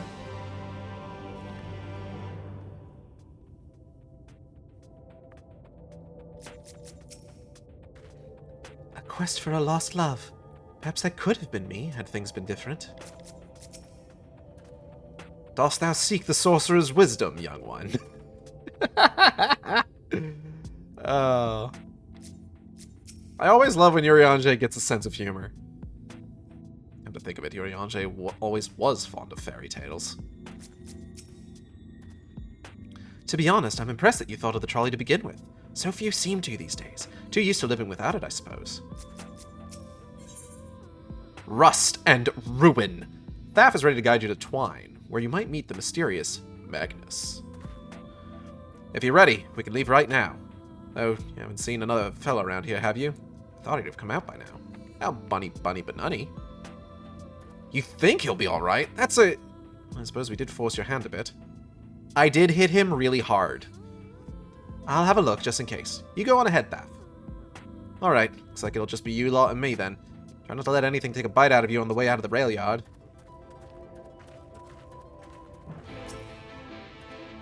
We'll catch up with you in Twine. I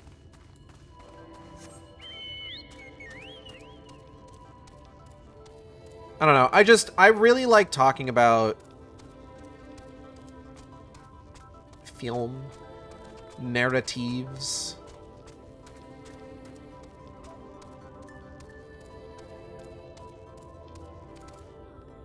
This feels like the sort of place where I would say something like, oh, I gotta put my degree to use somehow. But it's just like, I don't know. That always feels weird to me to, what's the word I'm looking for?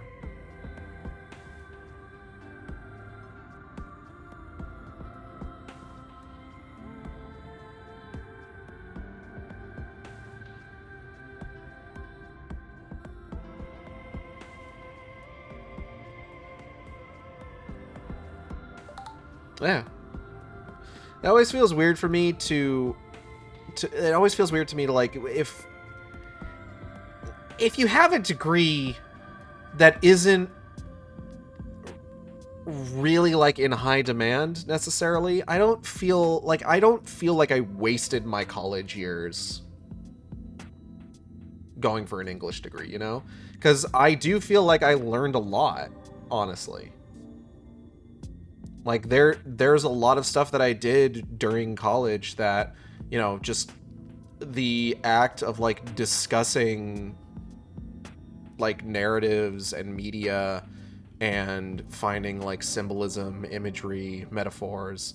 I treasure the memories I made in college regardless of how useful my degree is. Yeah, that's more or less how it goes for me, too.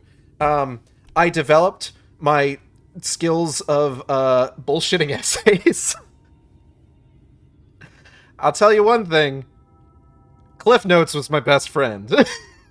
I feel bad saying it, but holy shit. Can't get that shit with AI these days. It's not the same, you know? Like, Cliff Notes, at least those were, like, written by people. Even if I was using them to not have to read books. Realistically speaking, I should have read those books, but I still managed to get through those classes pretty okay. And I still wrote some banger essays. Like, God, there was a book that I was assigned. I bullshitted so hard through art history, never spent a dime on gas to go to the museum.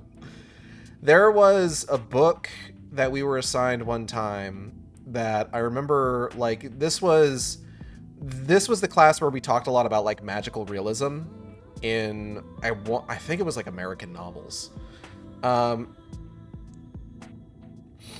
And to be clear, magical realism is kind of like using the unreal as, like, metaphor. Like, it's diegetically, it's kind of like, it's using the unreal to enhance the real, right? It's hard to explain, but there was a book that we were reading one year that one of the things that it did a lot within its narration was use the language of film. Like, it would talk about, like, zooming in on something or, like, cutting to something. And something that I kind of ended up putting together is that it's the way that it was describing the sort of narrative view of the world through the language of film was in and of itself sort of a layer of magical realism specific to the reader. It's not something that the characters within the context of the story were aware of, but it was something that it was the way that the reader was experiencing the story through the lens of the narration. And I wrote a whole essay on that. And I remember doing really well on that essay. And then you just, yeah, like, learning all sorts of stuff about just, like, unreliable narrators and things like that. I remember there was a short story we read in one of my classes that was all about a guy who was escaping from the gallows. And it's all told from his perspective, but there are moments in it where he is seeing things in a certain level of detail that he would not possibly have been able to experience. And it's all meant to kind of, like, give the whole thing this, like, unrealistic vibe, so that in the end, when it's revealed that the whole thing was, like, a fantasy in his head, and he is still seconds away from being hung at the noose, it's not as surprising. This was then turned into a short film, which was then aired as part of the Twilight Zone. Little fun fact for you. Hi, Thaf. Damn, that's smart. Did he have to thump me so hard? Be feeling that for the next fortnight at least. Fortnight? Got a #1 victory royale. Anyway. Not to be done about it now, though. I've pointed your overeager companions in the right direction. They've gone on ahead, so we need to get moving. Normally we walk atop the tracks, but seeing as the young lady has a much shorter stride, that's more perilous a route than I'm comfortable suggesting. Wouldn't want anyone falling through the gaps. Of course, the low road presents other dangers, but having been on the receiving end of your friend's blows, I'm not worried about that account. On that account.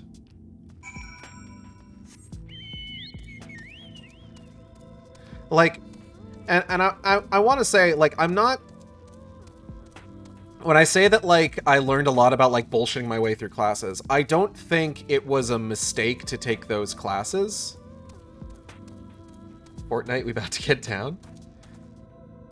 Like, I don't want to imply that, like... Because, like, it takes skill to do that sort of thing. And I still, like... The act of, like, writing an essay, the act of, like, discussing this stuff in any sort of, like, detail is still a useful skill to have. Like, I've seen people talk about, like, this is kind of where the, like, prevalence of, like, like, generative AI amongst college students is, like, regardless of whether or not you would actually be doing the work otherwise, generative AI in, like, that environment is such a net negative, because it's like, quite honestly, learning to bullshit your way through a class is an incredible skill to develop.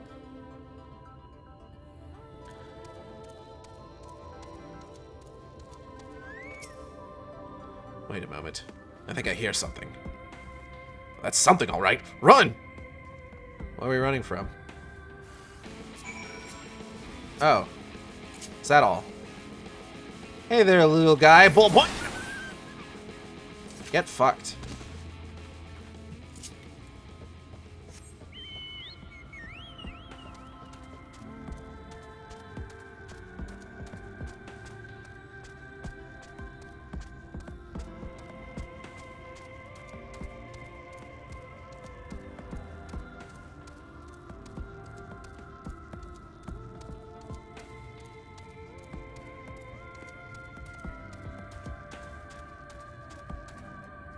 I do like how one teacher's solution to AI was have their class write a report via AI and then go over and point out everything it got wrong. That is, like... I don't like the idea of, like, using AI, period. I feel like that's a good way to illustrate... Because, like, otherwise, like, if you don't do something like that, you're going to get, like, you know, students in your class that are going to use it uncritically. Like, almost certainly. So, like, I get it. The problem is that I feel like using AI to dunk on it is functionally not that different from using it unironically.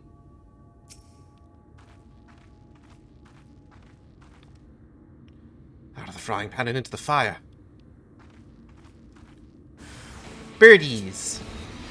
Wham!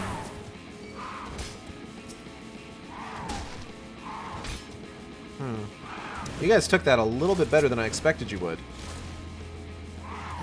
Anyway.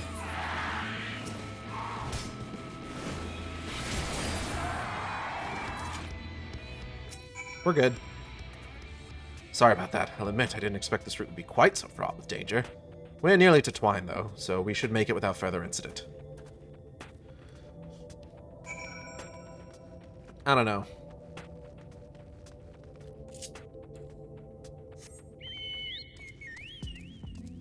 This is actually... Okay, so hold on, actually. Something I've noticed since the 7.3 update. Look at this.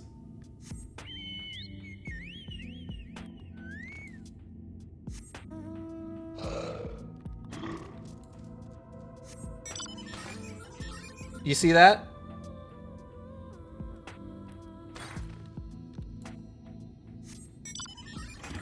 There's a bunch of mounts now that, like, it used to be that when you called out a mount, it would just be you'd appear on top of the mount, but a bunch of them now have a little animation. Sorry, you said spit roast and I blacked out for a second. A bunch of them now have an animation where your Warrior of Light just, like, hops onto it. It's very fun. What about the car? Just kind of sits down in it.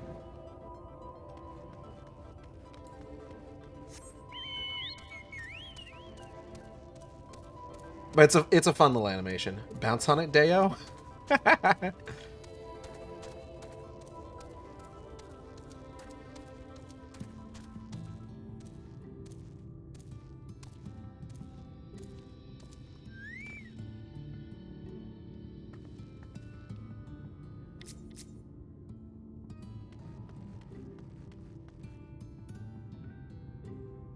Wait a minute.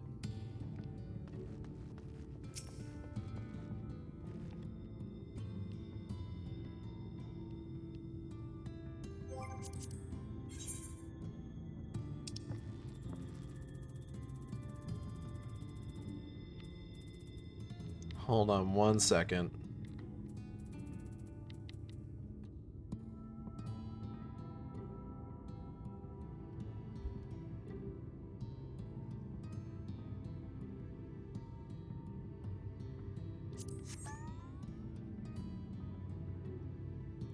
Okay, did that save at the point that I wanted it to?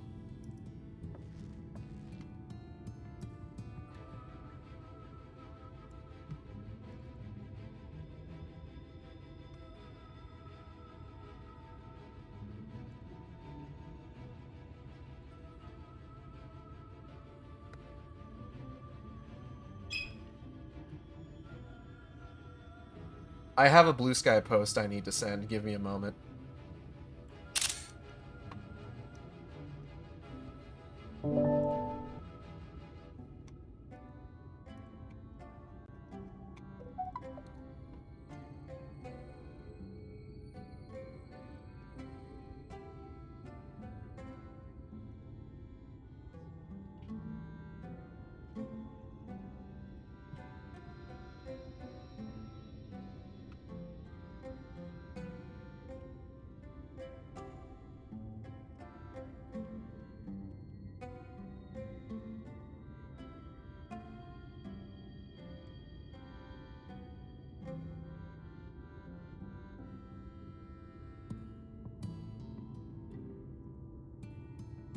Okay. We're good now. I can continue. Love little animation flourishes like that. They're really good. I should really go to bed. It's past 4 a.m. You should probably get some sleep, Australia boy.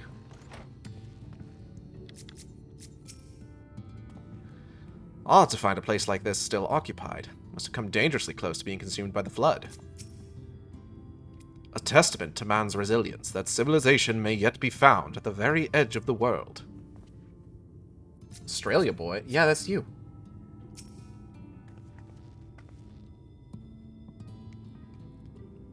Is that not correct? The town is small, but everything in it seems so purposeful. It's amazing.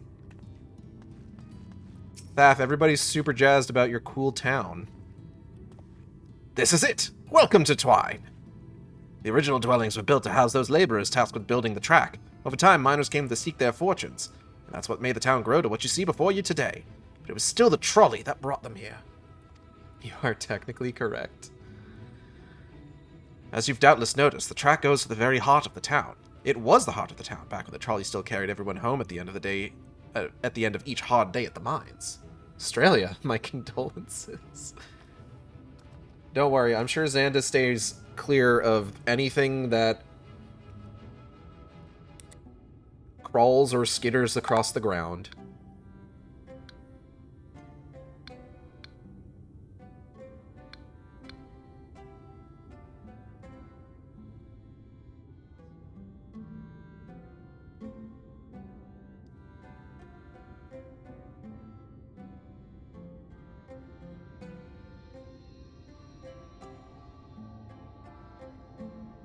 Everything wants to kill you in Australia. Ain't that the truth?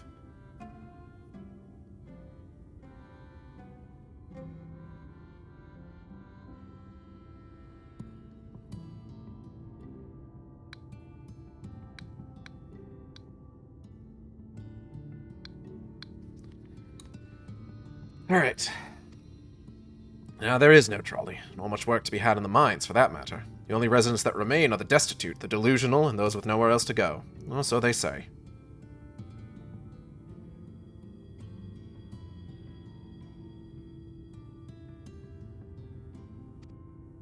There's some kind of conversation going on in the shout chat. That should give you some indication of what to expect when you meet Magnus. As I said, it will help you understand why we can't get the trolley running. Just don't expect too much aside from that. And there he goes. Well, that's encouraging. I don't see that we have much choice. Let's go and meet the man.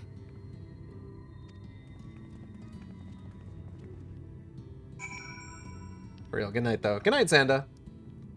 Sleep well.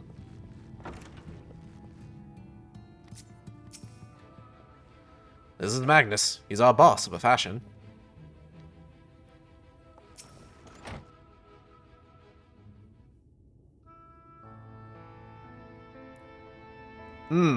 Environmental storytelling. Who are you supposed to be? Never seen the three of you in my life. Ba-ba-da-ba-ba.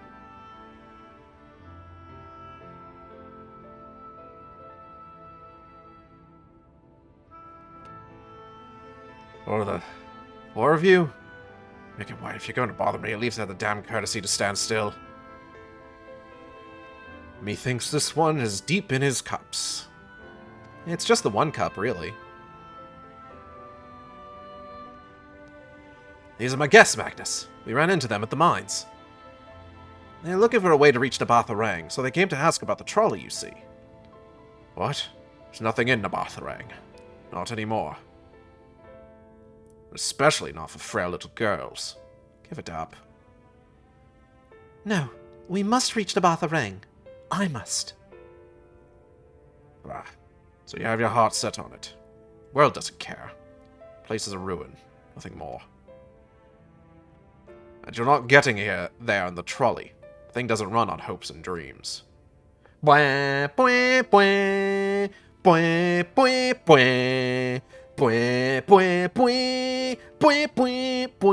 the trolley starts moving. Oh, I'll be damned. We're not fools. It's necessity that drives us to Nabatharang. You insist the trolley is not an option, at least tell us why. No. Sick of people asking me about the blasted thing. Leave me be.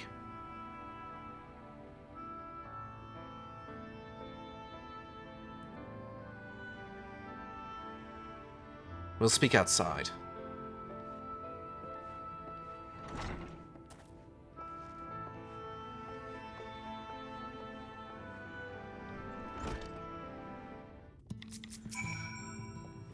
I'd be lying if I said I didn't expect that. But for what it's worth, I'm sorry.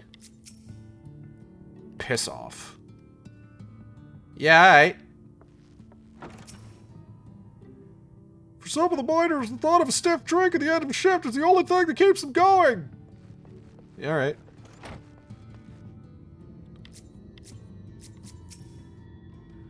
I sense there's more to this belligerent drunk and his tale. Stubborn arse. He only said that because he thinks I'm weak. And he's right. But it can't be. It won't be forever. There has to be some way. I must find it. Nymphilia! Nymphilia remains adrift in the turbulent sea of thought. Oh! I'm sorry, I was stuck in my own head again. It's clear that Magnus has no intention of helping us, but perhaps we should ask the other residents. They may know something of the trolley. I'll take the north side of town. Let me know if you learn anything. I do appreciate that we're hitting the point in the story where Nymphilia is, like, really kind of, like, taking initiative. It's just, like, for the first half of Shadowbringers, she's kind of being, like, strung along by everybody else. And, I mean, that's intentional, you know? Because she's got, like, character growth to go through. She has a lesson to learn. So now we're getting into the parts of the story where it's just like, oh yeah, she's really starting to like take charge and like make decisions, which is obviously important for her whole deal, you know?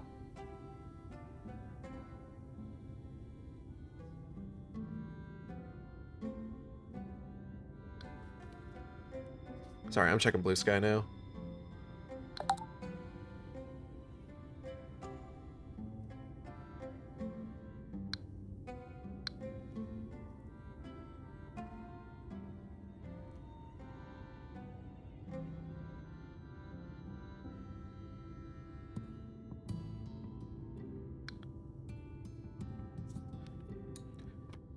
The reason I had to take that screenshot earlier is that there is a particular Final Fantasy XIV artist I follow,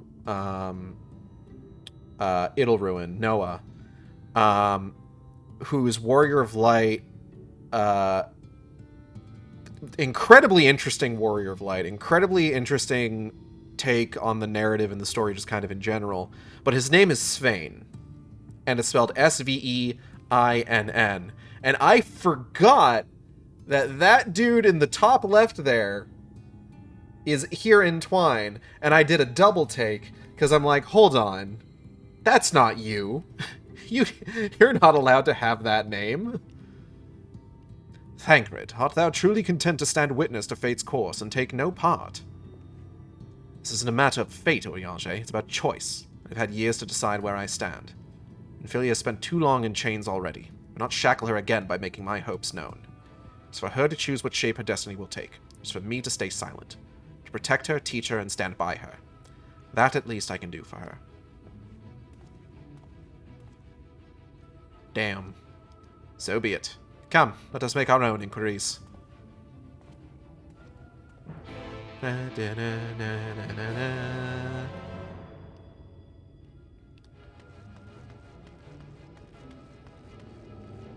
Merchant and mender and merchant and mender and merch. I think a lot of my stuff's shit still needs to be repaired, actually. So let me just run through all this real quick. Okay, we're good. Jurek! Oh, there you are. You'll be pleased to know that I got our friend back home with no trouble, and he's just fine. He was a bit shaken up is all. And you? What did Magnus have to say? He told me to piss off. I did have a faint hope that your need might prompt him to action where our interest has not. I suppose that was foolish of me. I am sorry that we couldn't be of help, though. Yeah. Unquestables.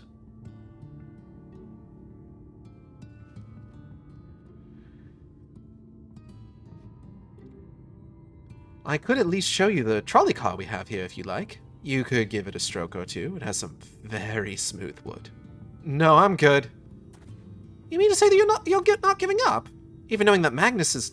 Magnus? I don't see much point in your being stubborn about it. Though, perhaps stubbornness is exactly what this situation calls for. Can't forge iron without an anvil, after all. I can't imagine that anything you try will work, but if you're certain, you can help me make preparations in the event that it does. To that end, take this toolbox. We're going to inspect the rails. I'll have a look along the tracks for anything that's in need of repair. You bring the tools and be ready to hand them to me whenever I stop to work. Sure thing, dog.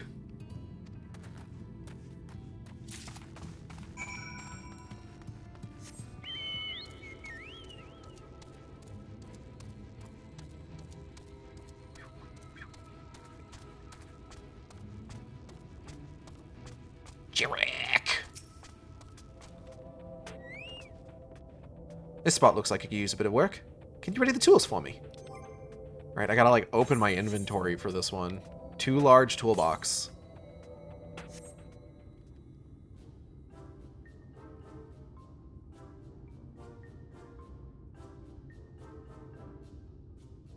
You open the box, revealing the proud array of lovingly maintained tools within. That's a hell of a shot of, like, the flood of light in the background there. Brilliant. Now, if you could hand me what I need as I work, that would be of help. In this case... well, this bolt is loose for one matter. I can't have that. I'll need to tighten it. Okay. Yeah, mid-sized wrench. Just hand him the saw. Here, this is you, right? It's a very tiny wrench. Fits right in the palm of his hand. Thank you. This one will do nicely. Now, give me one moment and... Squeaker, squeaker. Ba, ba, ba, ba. There. I don't see any other problems here, so let's continue along the track. Okay.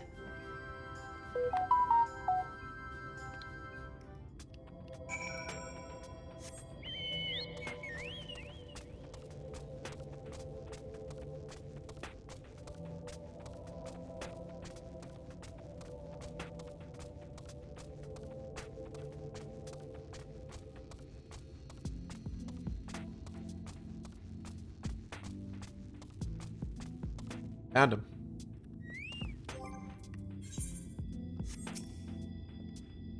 I'm a bit concerned about this lantern post. Would you ready the tools for me? Yeah, dog. Crack my neck.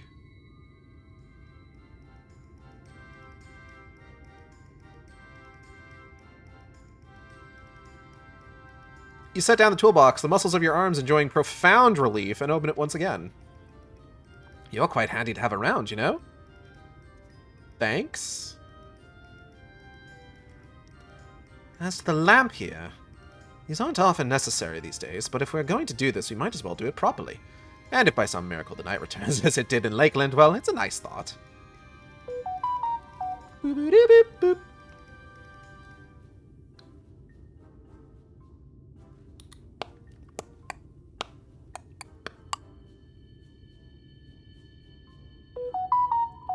Boy.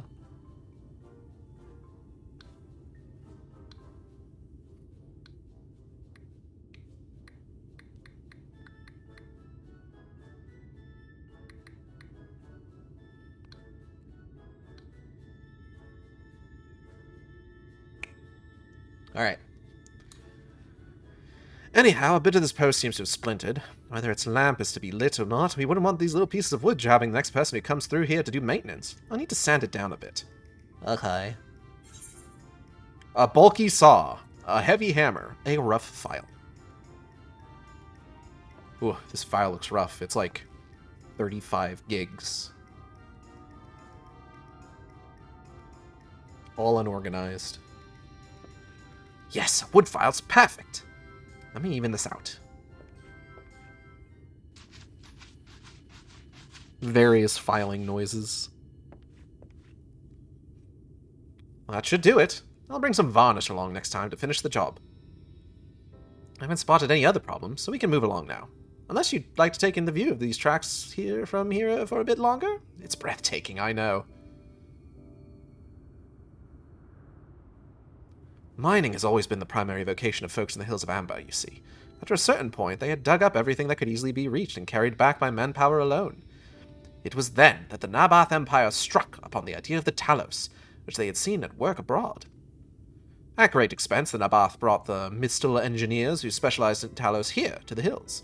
And wouldn't you know it, the mining industry picked right up again. Damn. Twine itself sprung up around that time, as a matter of fact.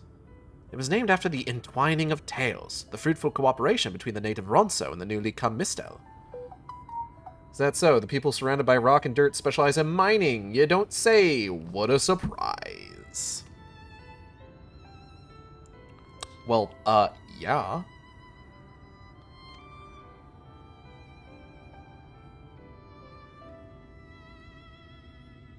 But that, like so much else, fell apart in the wake of the flood. The Mistel left, taking their knowledge with them.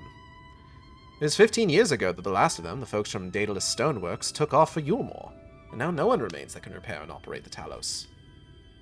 Sucks. There's no use in lamenting what can't be changed, and there's one more thing we need to do while we're out here, so we might as well get to it. Vultures occasionally make their nests on the tracks, you see, and it falls to us to remove them when they do. Creatures are angry when disturbed, which is natural, but nevertheless a danger to anyone passing by. It's not my favorite task, to be honest with you. As you may have noticed, I'm not terribly suited to confrontation. That said, would you follow the tracks north and remove any nests you find for me? I'll keep an eye on things from here. Sure, dog. Be careful when removing the nests. The vultures who made them never seemed to be far away. Of course, they never could be far enough away for my taste, so my perception may be a bit biased.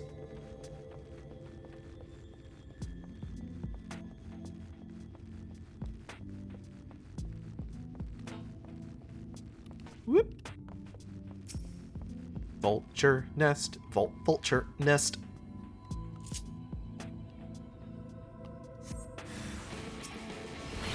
Blam!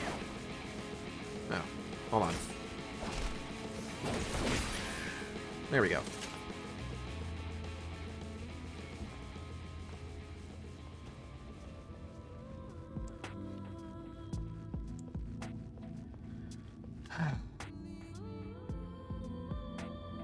So calming. The Amarang music is so nice. It is making me very tired. Volture. The Volturi. You know, like from Twilight?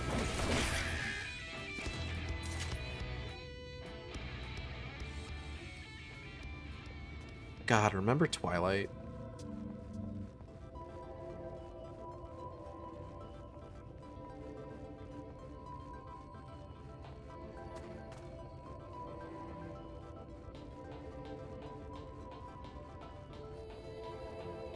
I remember Twilight. If you don't remember Twilight, that's fine. I can remember it so that you don't have to.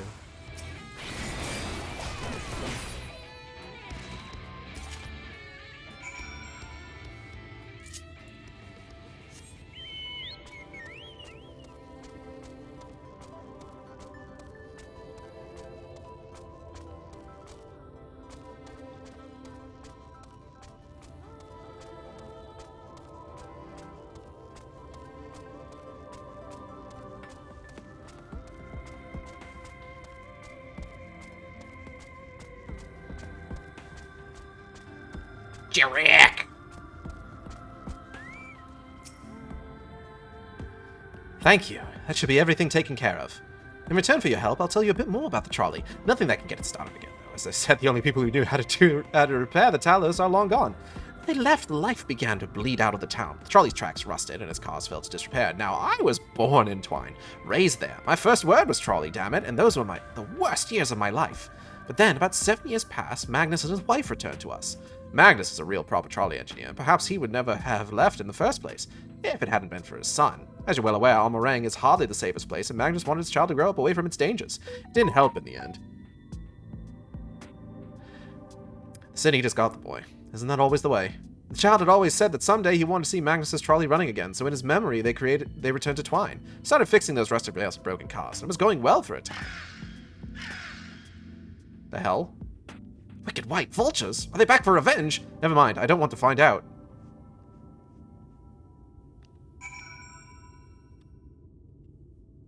Bro?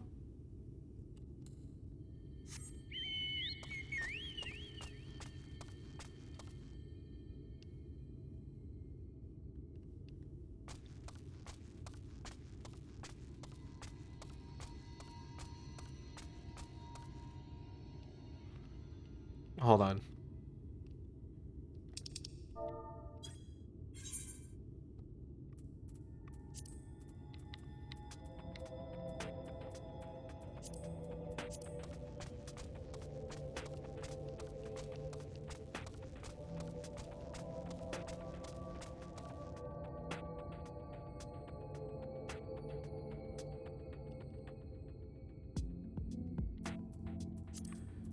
Let's turn down the filter intensity here. Actually, I might want to turn this one off.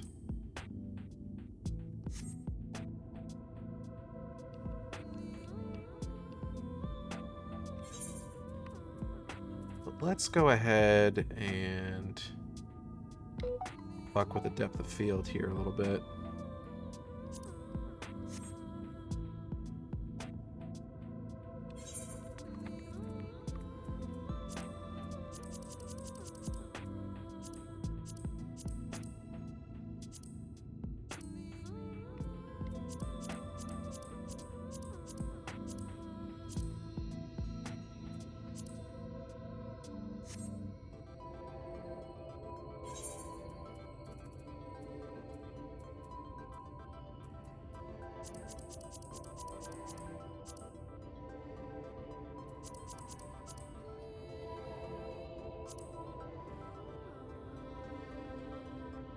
Okay.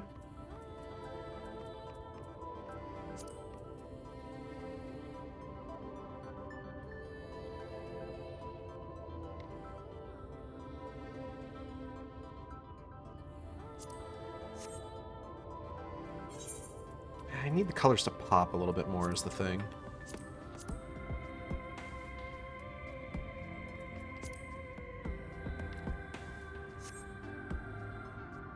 Yeah, I think that looks good. Take a screenshot of that. That looks really nice.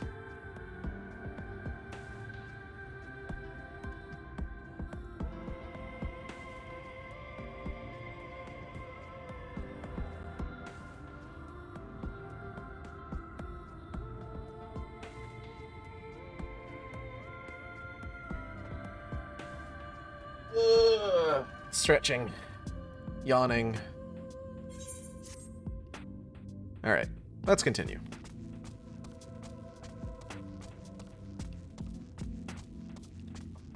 I'm gonna make that my new desktop background.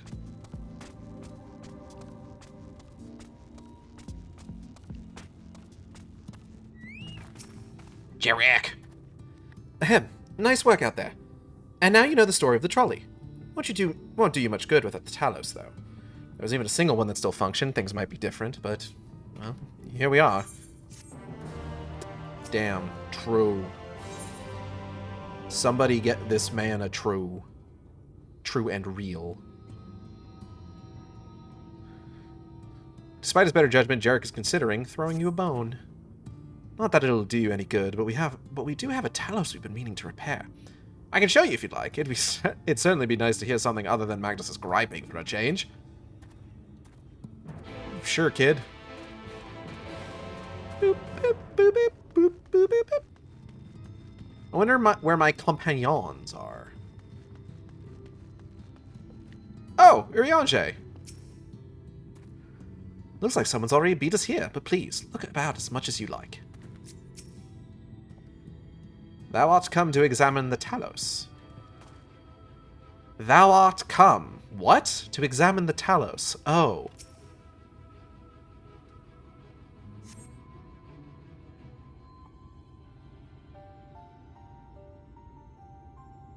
Look at this boy. Truly a most vexing state of affairs, though I thought mayhap a closer examination might yield something of value. Bunny bunny banani banoy? Boop, ba-da-ba. I see. The means to build Talos stone by stone are lost to us, 'tis true, and here before us slumbers a most fine specimen. Indeed, were it not for a few minor failings, it would be in working condition. 'Twill likely require naught but a few modest repairs and a suffusion of ether. Well, if you think you can get the thing up and running, far be it from me to stop you, but what exactly do you reckon is the problem? Uh-huh. I should stress that I have performed only the most cursory examinations, though such arcane constructs are not wholly unfamiliar to me. As I did expect from the first, it is host to a network of veins through which ether floweth freely. Or so it would, were it not for several fractures which now impede said flow. How in the hells did you get all that from just a glance? I take it you've thought up a solution as well, then. To bridge these fissures requireth a material highly conductive to ether. Once in place, I believe it will be possible to restore the Talos to life. Might I prevail upon thee to acquire that which we require? Not far beyond the walls of Twine dwelleth a creature of living stone, the Debitage. You must submit to the Debitage. The death stake. Full sure am I that stone from such a being would prove most suitable to our needs. Okay. Very good. I shall have Thancred and Minfilia attend me in the remaining preparations. I spied but 3 obstructions to the flow of ether in the Talos, and thus would I ask you to provide 3 stones of the Debitage. All else will be made ready upon thy return. Brother, if you stop talking like that, I'll help you build a dang city. Sorry, it's Urianger. He's got us talk like that. Worry not, Igeld. Preparations here will be complete ere long. Wish we had a mate like him around sooner. As you might imagine, we've had trouble convincing people to come here to help. They either refuse outright or demand payment far beyond anything we could hope to afford. It's why we've made such little progress in repairing the Talos. We've pored over every scrap of paper left behind by Daedalus Stoneworks, hoping we might learn how it's done, but there just isn't enough. Theater kids sound an ass. I believe that's kind of like what it is. Like, he just kind of talks like that. You must submit to the deportage.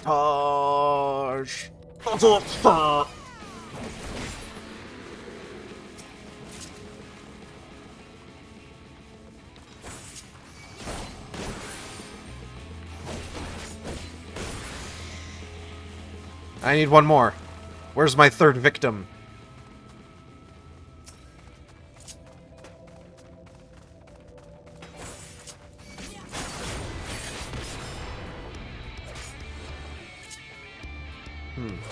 I was sure that would kill him. Oh well. Aw. Goopy rocks.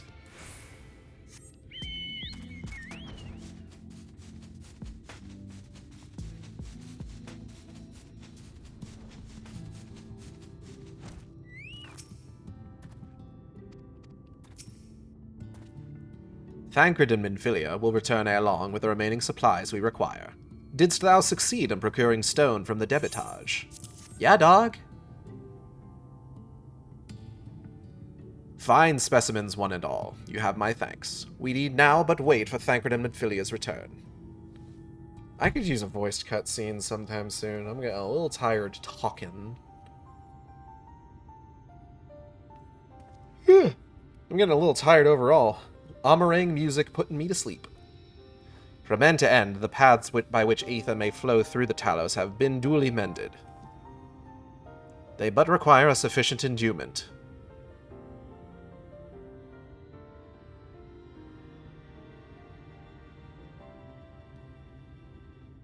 Ariange, nothing's happening. It's not moving. Strange. The core refuses to stir. I fear the condition of this Talos is more dire than I previously surmised. As a heart driveth blood through a man's veins, so doth the core ether throughout this massive frame. Failing its repair or replacement, the Talos cannot be restored. So it was the heart after all. Thou didst foresee this outcome. Well, no, not exactly. We'd never gotten this far in trying to repair it, so we had no way of knowing the heart was the real problem. We tried to find another, in case things turned out as they are now, but... Jarek? This isn't really my story to share. Please, Jarek. If something went wrong, maybe we can help.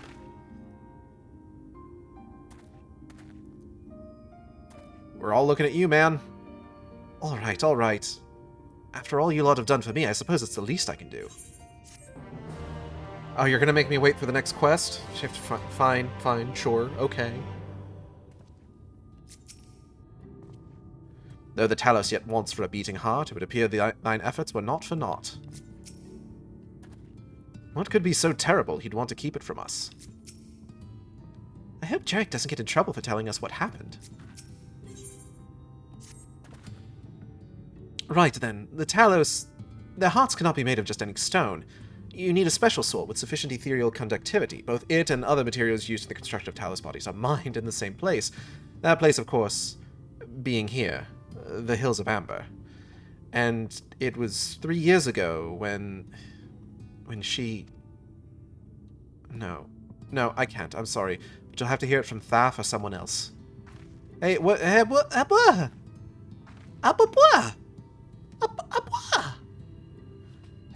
Back to the tavern, then. You don't suppose Thaf is going to run off too, do you? This is all my fault. I never should have pressured him. What terrible tragedy befell him years ago, I wonder.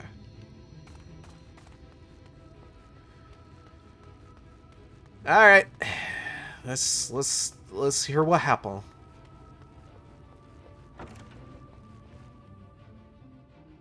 Hey, man. Still here, eh? You can ask again, but the answer's the same. All trolleys are bunny banunny benoy tragedy. What? God damn it, Jarek. You could have at least finished so I wouldn't have to clean up your mess. Seeing how you made such quick progress in fixing that Talos and all, he was probably thinking you could help change things around here. I think he may be right. Gather your friends and I'll tell you what you want to know. Okay.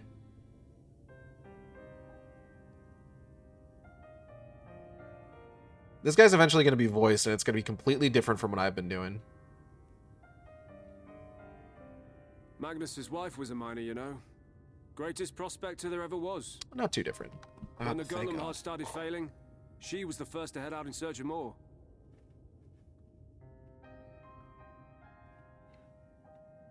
Problem was, most of the veins ran dry ages ago, and finding fresh ones to tap's only gotten harder. But she wasn't one to be deterred. She just kept digging deeper and deeper.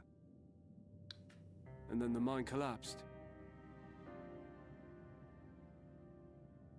Damn.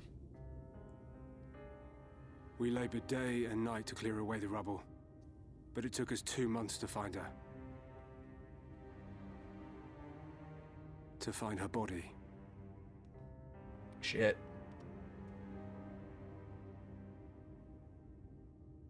Magnus has never been the same since.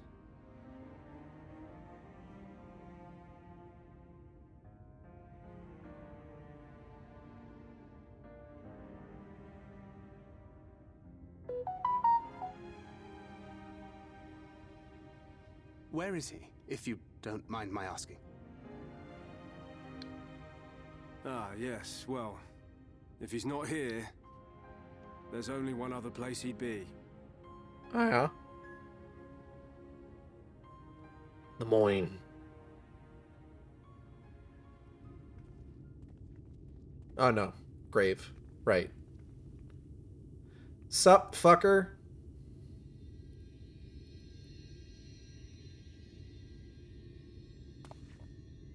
I love how he looked around right when your phone went off. What? Hey, dude. Oh, you again. How many times must I tell you? The trolley won't run! We'd be better off dismantling the damn thing and selling the parts for scrap. Now, piss off back to wherever you came from. And don't let me catch you around here again. I forgot that Ronso, I guess, have like completely different accents from everybody else. What were their names?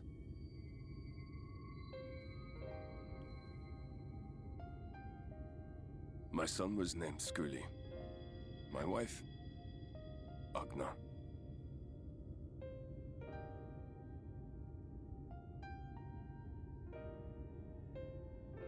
Being here with them, it beats going home. Home stopped being home when I lost them. I thought to try and drown my sorrows, but somehow the bottle's never deep enough. No bottle is. Believe me, I know. You've lost someone too?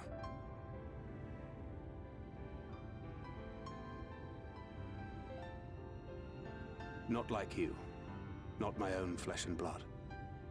I grew up an orphan, so I never really knew what family meant.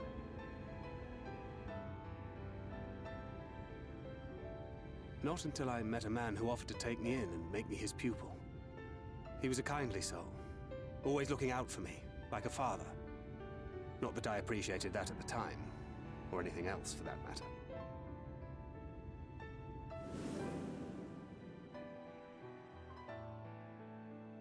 But I finally had a family. And then I robbed a young girl of hers.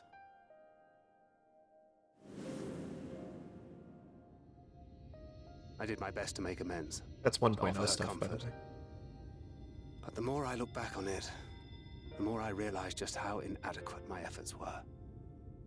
I let her down. That is why I refuse to let her legacy die.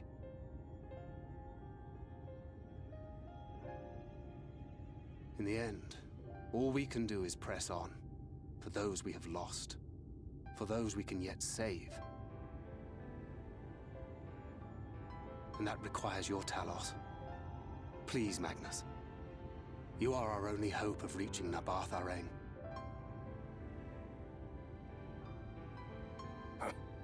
What rubbish.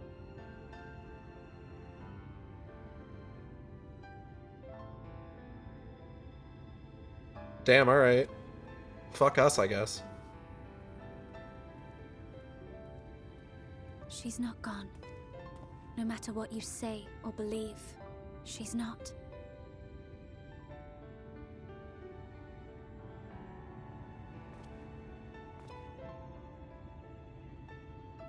We can still bring her back.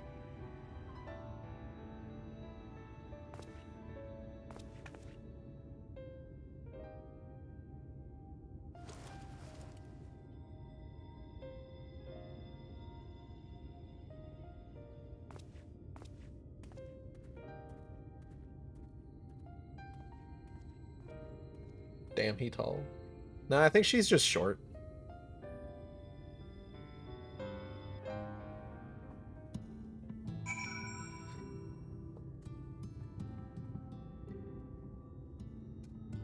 So because I feel like it's been some time, just in case like anybody needs a refresher, essentially what we're looking at here is that Minfilia, our Minfilia here, is one of several ongoing reincarnations, several consecutive reincarnations of the Minfilia that we knew from Realm Reborn and everything, who became the Oracle of Light and came back to the First with the with the individuals we knew as the Warriors of Darkness in order to save their world from the Flood of Light. Now, currently, the Oracle of Light, the Minfilia we knew, exists only as like an Avatar-style past life for this Minfilia, our current Minfilia, to call upon on occasion when in Nabath Arain. Now, right now, Minfilia is just like, oh, well, if we need to find Light Wardens, then if I was the full-on, fully powered Oracle of Light, I could just see them wherever they are. But she's not, because she has either resisted or not been given the chance to basically give herself over to the Oracle of Light.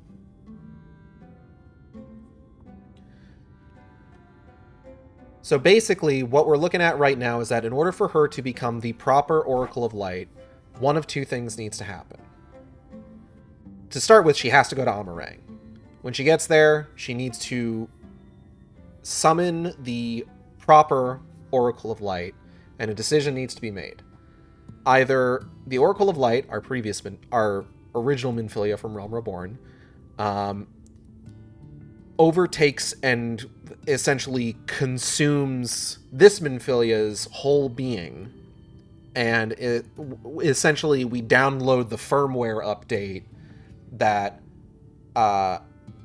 makes her the original Minfilia in just a new body, or this Minfilia needs to accept the abilities of the previous Minfilia and become the Oracle of Light herself, which will, of course,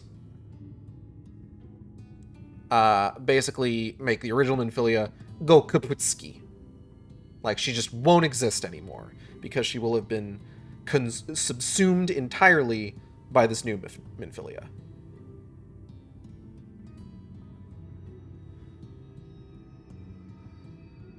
The conflict here with Thancred is that Thancred essentially raised the original Minfilia after her own parents died in a rampaging Gubu attack back pre 1.0.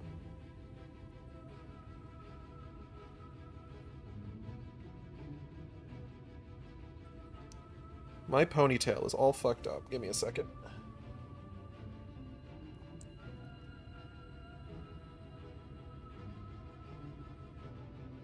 So when he says that he lost somebody, he's talking about the original Minfilia, because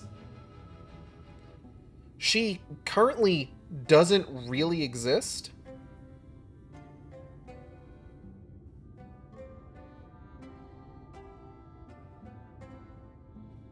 after she disappeared following the banquet in Ul'dah that ends the patches of A Realm Reborn,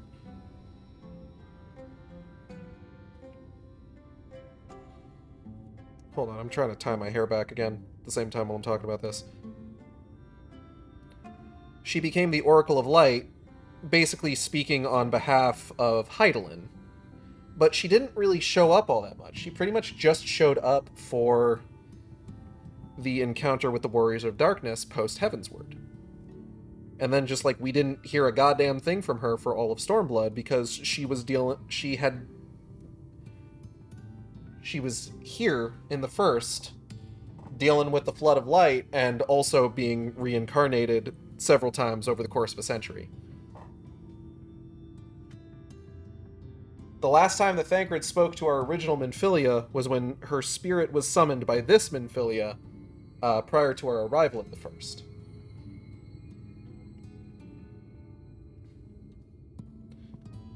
Now our Minfilia, this current Minfilia, is caught between essentially wanting to step out of the way for the original Minfilia and allow herself to be consumed by her body and soul for Thancred's sake, or essentially living for herself.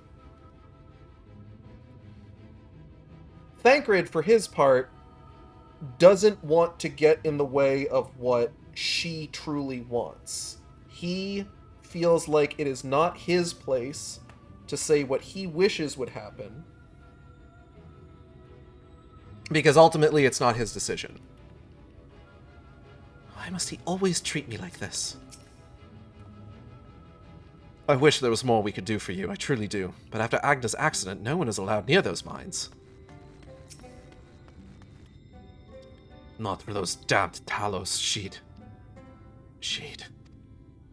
Oh, don't be sad, Magnus. Maybe in an alternate universe your wife is still alive. That's not going to help you, but you can think about it. It might be nice. Full well do I know the pain of loss and how heavily it can weigh on one's heart. Nevertheless, there is but one way forward. We must needs procure a new heart for the Talos. Thaf, knowest thou any location wherein we might find the stone we require? No matter how scant the possibility, we would seize it. Told you near all the veins were tapped dry years ago. I suppose if you really wanted to try, you may find something at Nuvi's leavings. It was opened well before the Talos became commonplace, which is why the mining there was never quite as deep. When you get there, look for Guthjon and tell him I sent you. But don't be surprised if he tells you the same thing. Thine assistance is most appreciated. Aye, Geld, I think it best Thancred joined thee in this search. Though he wouldst be quick to deny it, his heart is in turmoil, and his thoughts clouded. 'Twould be unwise to ignore this distress. I prithee attend Thancred and keep him occupied with the task at hand. Guthjon has worked in these mines longer than near anyone I know. You do well to heed his advice in there. Thancred!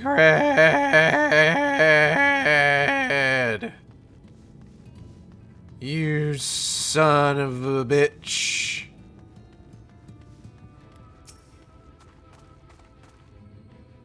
Off to somewhere, are you? Bunny bunny.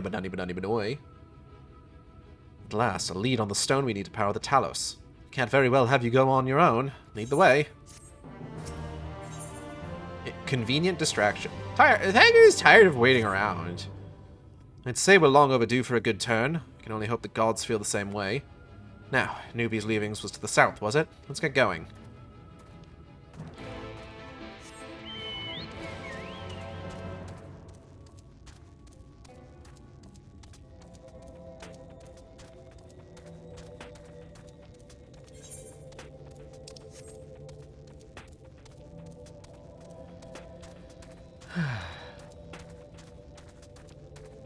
We're probably going to see about ending soonish. I got places to be, things to do, as it were.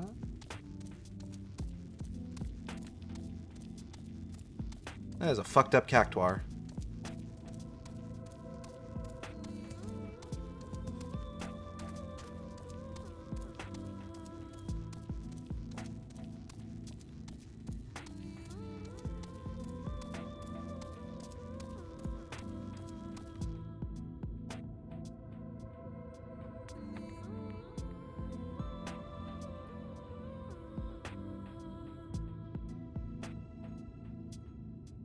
I think dinosaurs in Jurassic Park get less scary the more syllables they have in their names.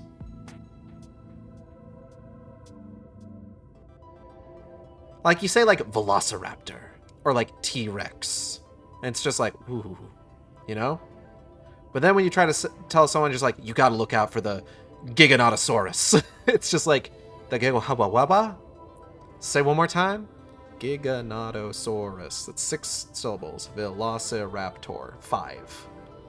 I feel like 5 is the max. If you get beyond 5 syllables, I think it becomes less scary. Indominus Rex. You see? Indoraptor. Therizinosaurus. Like that's... Like, I like the Therizinosaurus in Jurassic World Dominion. But, like, how do you make that scaly? You don't. That's why they never say its name in the movie. But they do say Giganotosaurus. At least in the extended edition they do. Giganotosaurus sounds like it belongs to a certain parody of Jurassic Park.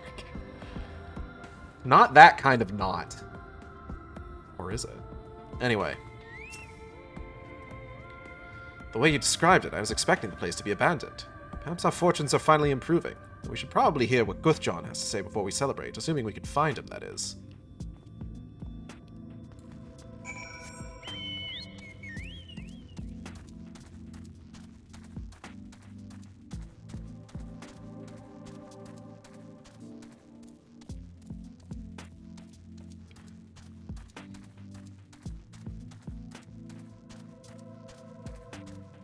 Giganaut.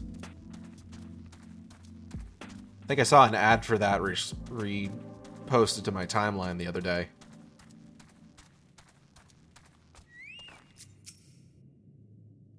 Is this our man? Sup, fucker?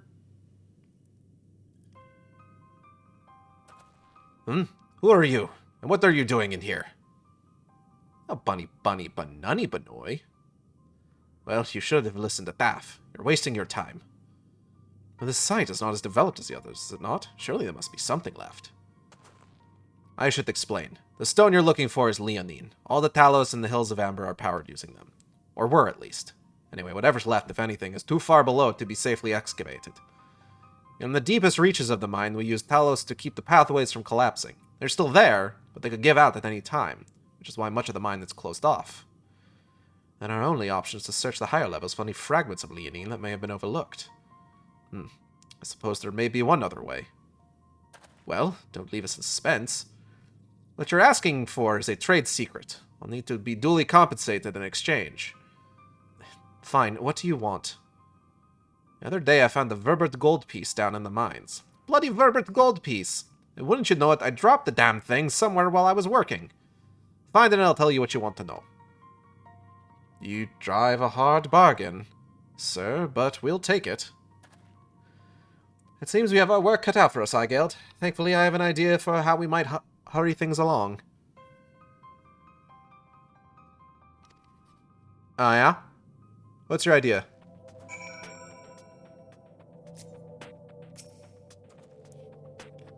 I wasn't working that deep in the mines, so don't go searching too far.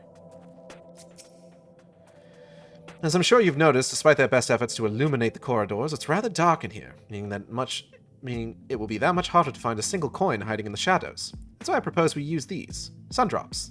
They help the eye take in more light. Why don't you start your search further in, and I'll handle the area here. I'll retrace your steps after in case you happen to miss it. If you feel the drop's effects wearing off, I can give you more, so don't worry. Dark Sight.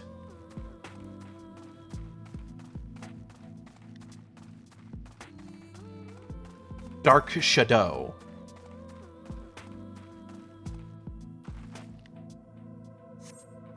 You search the shadows but find nothing. Perhaps the gold piece lies elsewhere.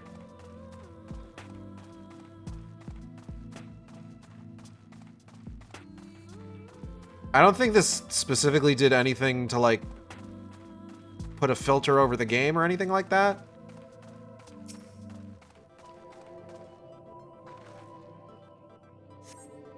Search shadows but find nothing. Perhaps gold piece lies elsewhere. I think it's just this activates the search areas. Oh, it's Gnotic an elf. It's Gnotic a goblin. It's a gnome. Interesting. As you search the shadows, a glint catches your eye. You turn over a rock and find the Verbet gold piece.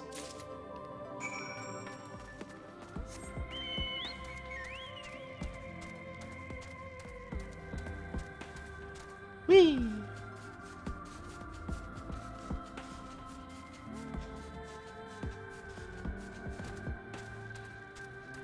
Thancred, you'll never guess what I found.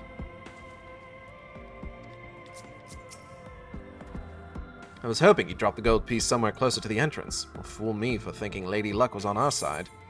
Take a look at this. Well, maybe she is. Yours, at least. In the end, my contribution was little more than poor company.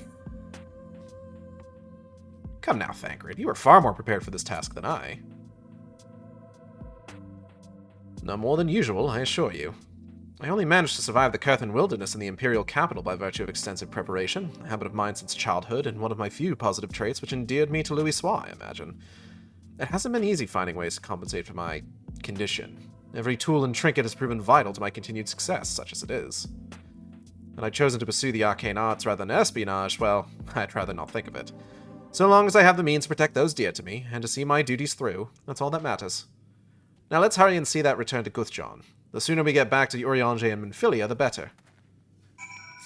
Hey, fucker. You're back! Wait, does that mean... Yeah, dog, here you go. I'll be damned. You actually found it. Oh, deal's a deal. Don't think this means you'll find what you're after.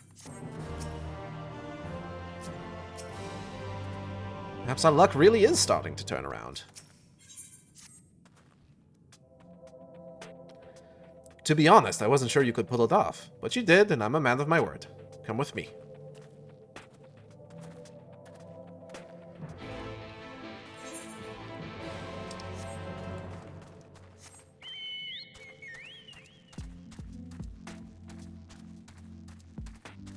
A dirty job, but someone gotta do it.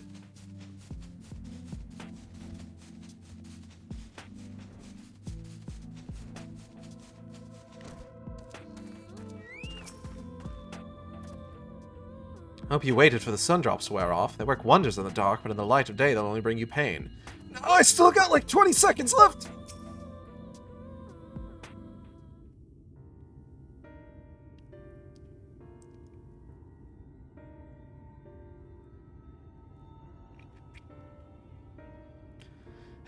Every time I step out of those mines, the sky seems to get brighter. I'd never leave them if the air weren't so stale. But you're not come to hear my grievances. You're after Leonine. First, I have to ask. You ever heard of rockworms? No? Rockworms? I know them by another name, though I'm fairly certain the locals call them knockers. Aye, that they do. Whatever you want to call them, those little bastards may be the answer... Whatever you want to call them, those little bastards may be the answer to your troubles. We gotta find a right pair of knockers. Oh, hold up. I missed that. They can fit through cracks and crevices down where we could never hope to reach. And on occasion, they come back with something valuable. Oh. They dig up Leonine in the mines. It's a rare occurrence, but yes. That said, it usually amounts to no more than a few flakes. While our only other option sounds tantamount to suicide. So how can we draw out these rockworms? Over by that shack, you'll find a bag full of smoke bombs. Set off a few in the mines and you'll flush them out in no time. Once they're out in the open, knock them senseless and check their backs. I should warn you, this method of mining, if you can even call it that, is used as a last resort on account of what little they're like to bring back. You want to cover as much ground as you can if you hope to find anything of value. Assuming you do find something, bring it here and I'll have a look. Alright? We should split up if we're to cover more ground as he suggests. If you can cover these 3 areas on your map, I'll see to the parts between them. Sure thing, dog.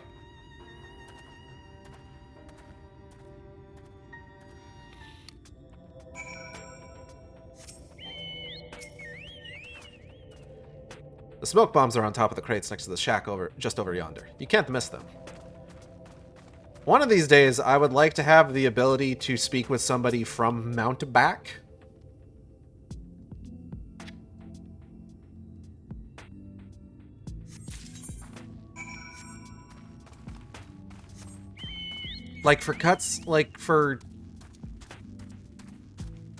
There's some conversations I don't feel like you need to get down from your mount for, but that's more of like a aesthetic thing more than anything, honestly. So I'm not expecting it to be like a priority. And again, there's a lot of aesthetic stuff that they add in that's not necessarily a priority.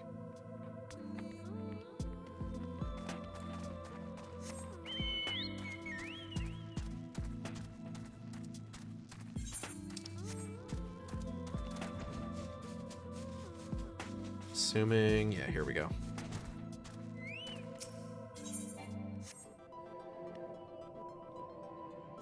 Bazinga. Alright, one more.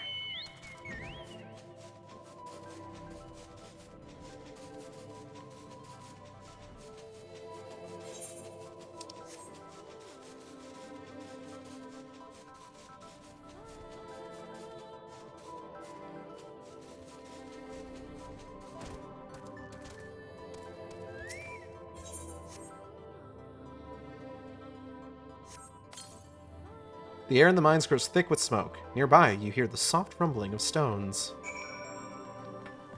Ah, ruble.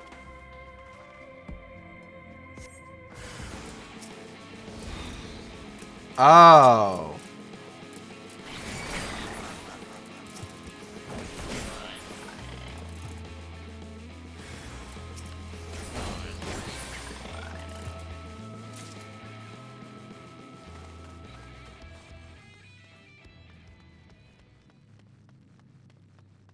Okay. That's what we're working with. Got it. Ruble.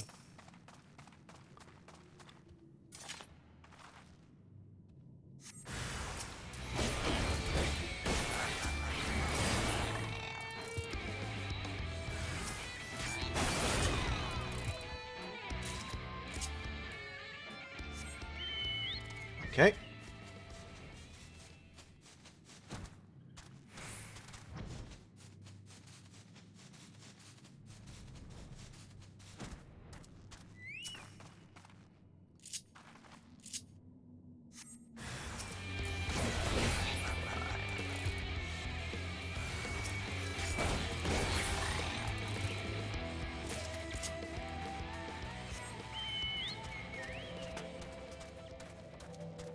Let's check in here. Okay, I see one right away. Ooh, two. All right.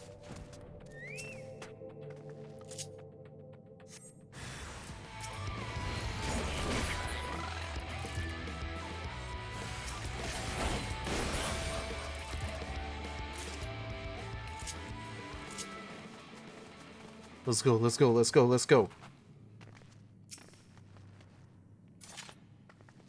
Interact with that shit right now. Whoa! A trio of knockers.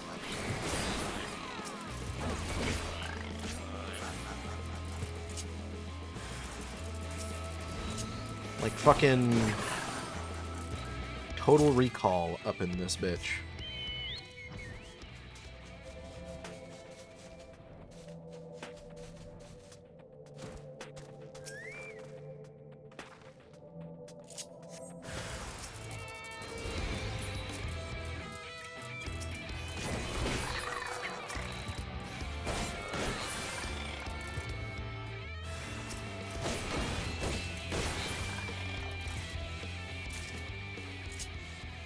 Alright, one more, and I can see it from where I'm standing.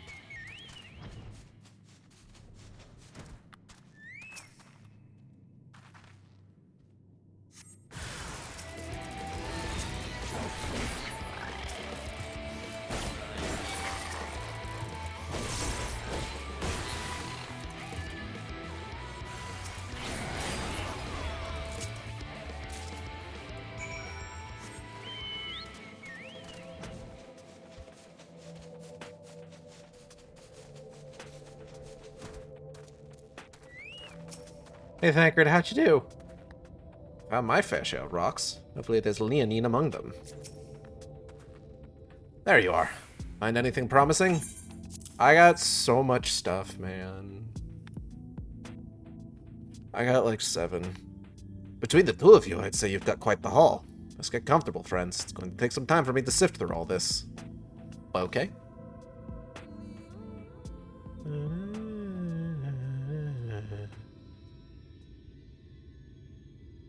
Bro, I am looking.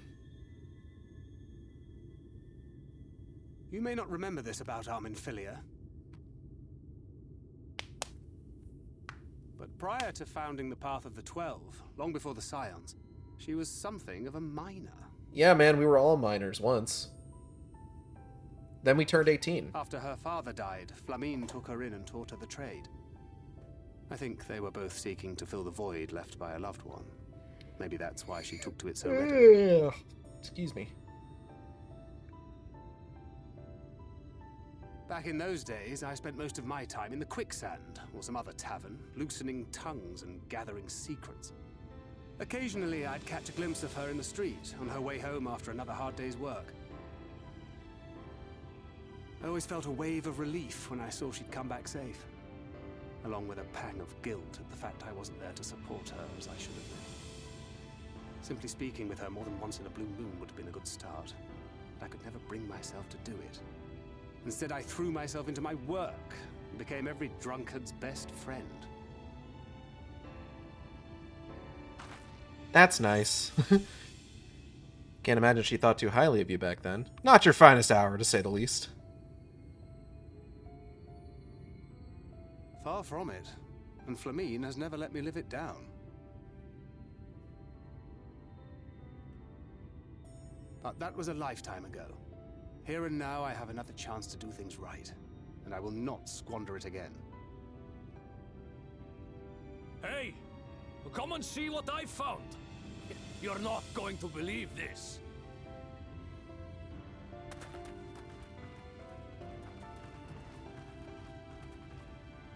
Yeah, what's up? Tell me it's Leonine. Leonine? It is at that. You lot were born lucky. It's mostly broken pieces. But look at this.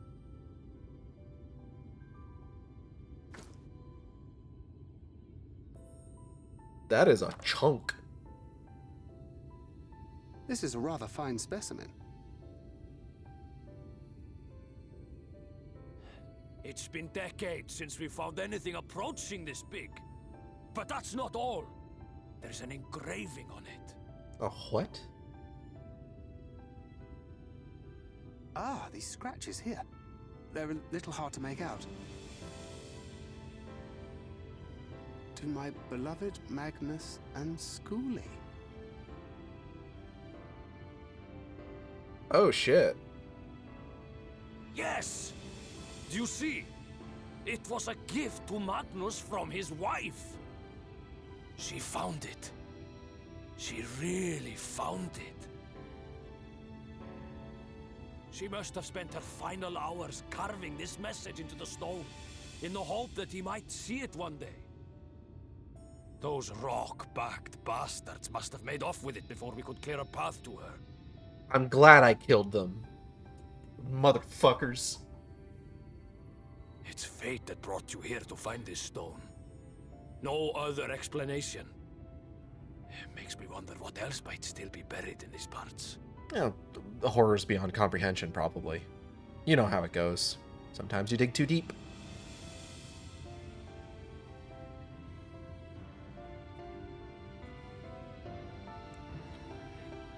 Yeah. Yeah. Excuse me.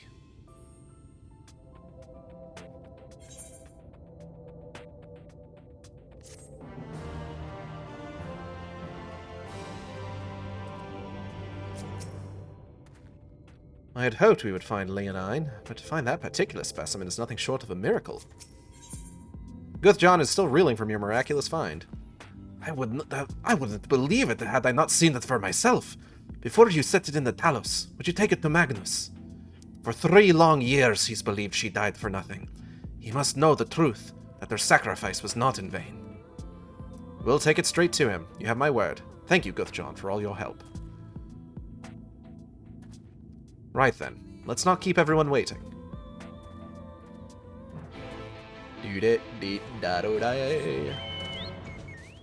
Ew, excuse me. This is probably going to be the last quest that we're going to do today. I want to take this opportunity to thank everybody for coming by the stream. I hope you all had a good time. I know I did. If you enjoyed the stream, you can subscribe here on Twitch. We have special emotes for subscribers. You can also follow me on Blue Sky and Tumblr at AcidXShark. That's AcidXShark, where I post all the streams as they happen. Or you can follow me on YouTube at AcidXShark, where I post all the streams after they happen. Art for the stream, the chat blocker over there, was done by Isaac, who you can find on Blue Sky at Knucklebone, Knucklebone. Great artist, does fantastic stuff. VTuber was done by Teva, you can find on Blue Sky at Teva Meow, that's Tevameow, with rigging by V747, who you can find on Patreon.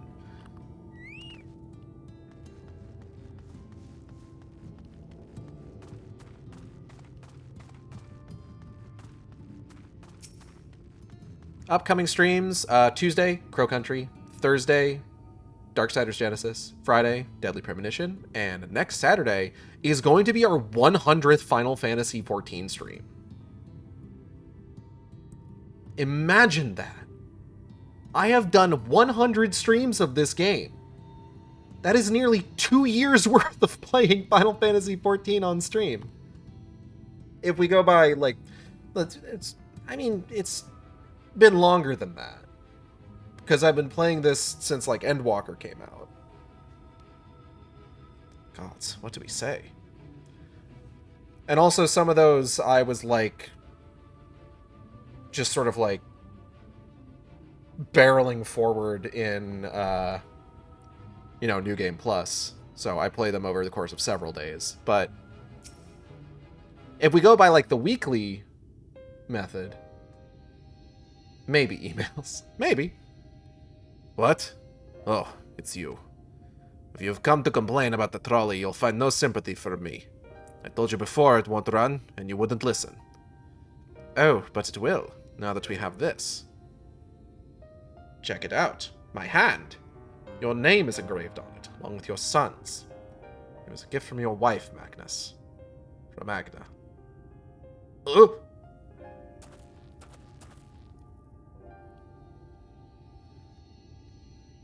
No. No, she couldn't have. Agna.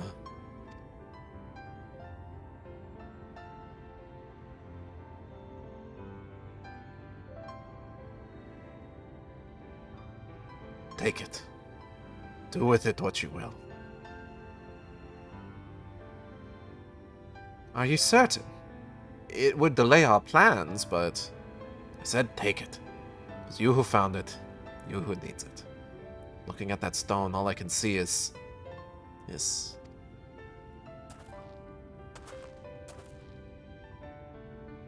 Please just leave me be. I hope you'll be there when the Talos stirs to life. I'm sure she'd want you to see it.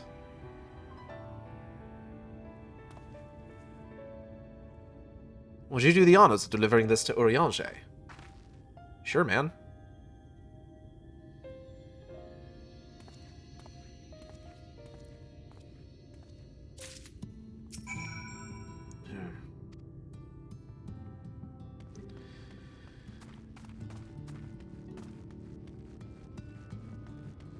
I should probably see if is there somebody else streaming right now that we could raid? Perchaps? Let me see. It's a little earlier in the day than usually. Penny's sleeping. So, would not make too much sense to raid into her stream, even if it is currently running, just because it is a CP stream. So we'll probably just go ahead and end it. Mimphilia. Sorry I couldn't be of more help. By the sounds of it, you have a knack for handling strange quests. On the bright side, Urianger taught me a lot about the Talos and their hearts. Think I can help if they need further repairs. Finally, we can move on to Nabatharang, assuming this works, of course. You found Leonine! Truly! Then what are we waiting for? Let's get that trolley moving. My special interest, finally! You what? By the gods, I didn't think it possible. You what? Thou art returned, and with Leonine, it would seem. As promised, the Talos hath been made ready to receive its heart, thanks in no small part to Jarek, Thaf, and Minfilia. At last we shall return time to the timeless, the sentinel of stone, that we may press on towards Nabath Arang. Sure, man, here's the rock. Let's go ahead and snooze the ad since we're ending. It would be weird to end in the middle of an ad. Very good. Now let us begin. Sure, dog. Hand itchy.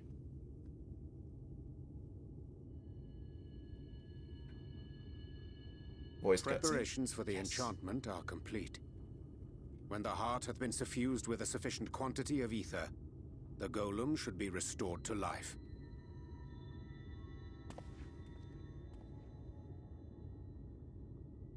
All right then. Whenever you're ready.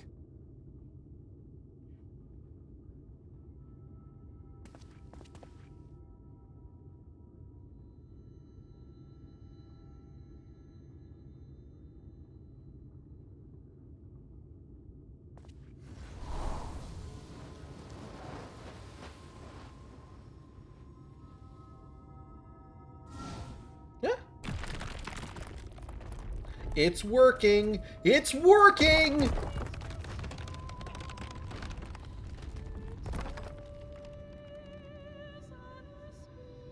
It's working! It's working! Shut the fuck up.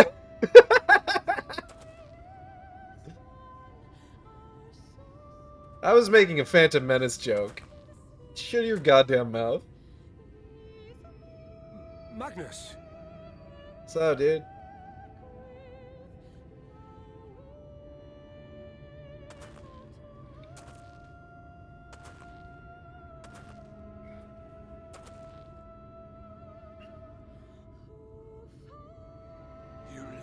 For this?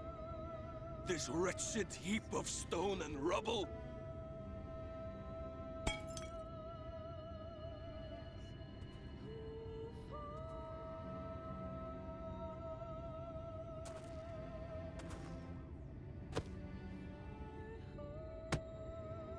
This worthless pile of earth? And yet, I can't.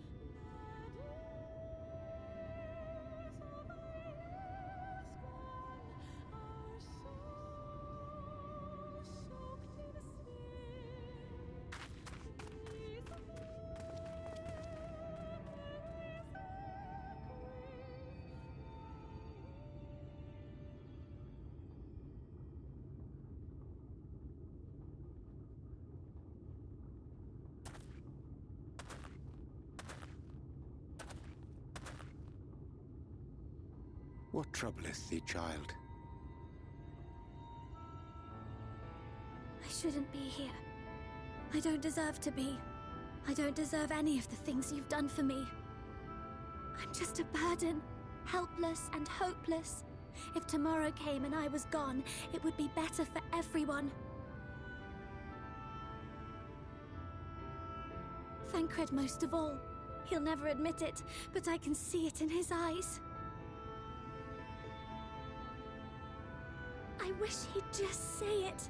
Just say that he hates me, that he wishes I was dead so that she could return.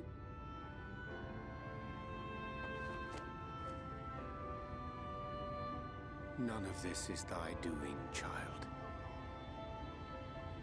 'Twas I who set the oracle on her path unto the first.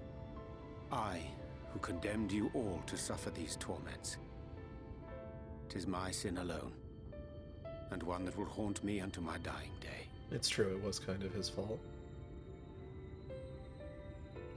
Yet I dare not dwell over long on my many regrets, for the world is a tapestry of fates, interwoven and inseparable. And we who strive to better it cannot choose but make difficult decisions. For naught of worth was ever achieved without sacrifice. And thus must man ever struggle to weigh life against loss.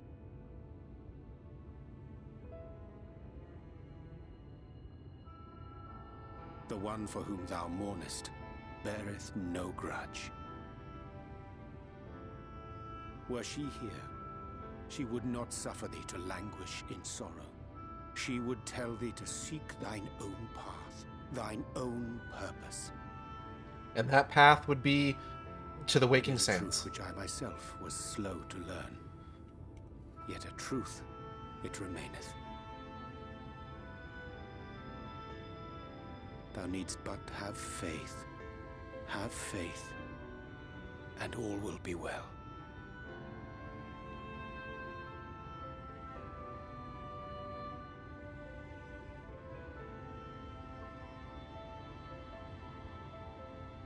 I think I missed out on snoozing in the ad again. Go to her, idiot!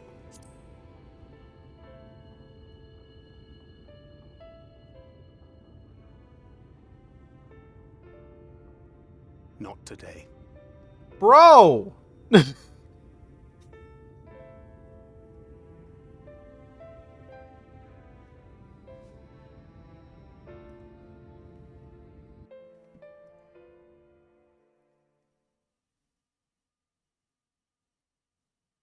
Meanwhile, in the Crystallium.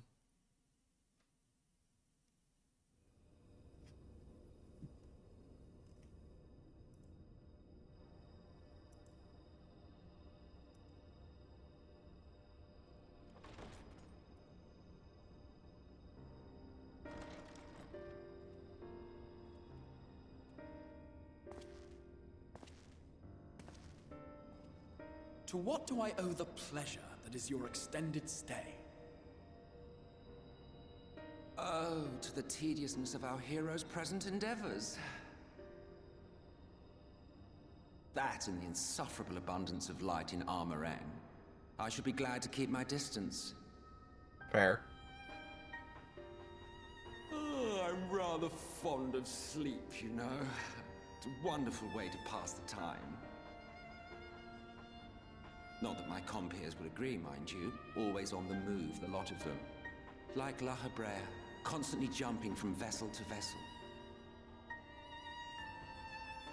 Such fire, such determination. So much passion, fleeting and forgotten.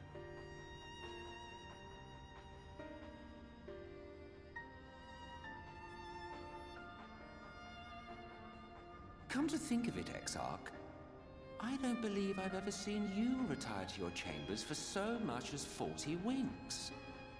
However do you keep your eyes from closing?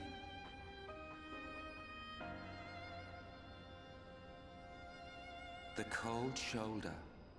You wound me, sir. What did you say? I'm sorry, I wasn't listening. I've got AirPods in. Always so guarded in our every interaction.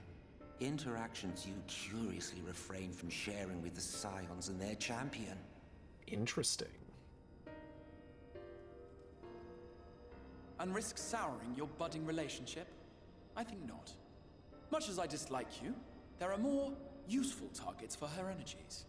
And I am not in the habit of pointing her at my enemies like a weapon.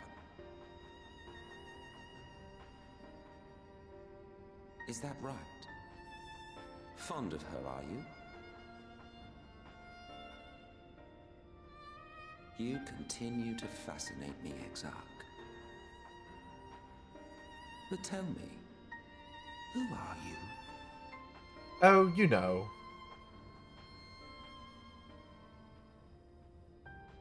The once great nation whose ingenuity gave birth to this tower was shaped by my hand. As such, I know full well the wonders it can facilitate and those it cannot. There is nothing in these walls which could have aided you in summoning our dear friend across time and space. Much less in possession of her mortal flesh, not even I could have performed such a feat. I see. You had a hand in Alag as well.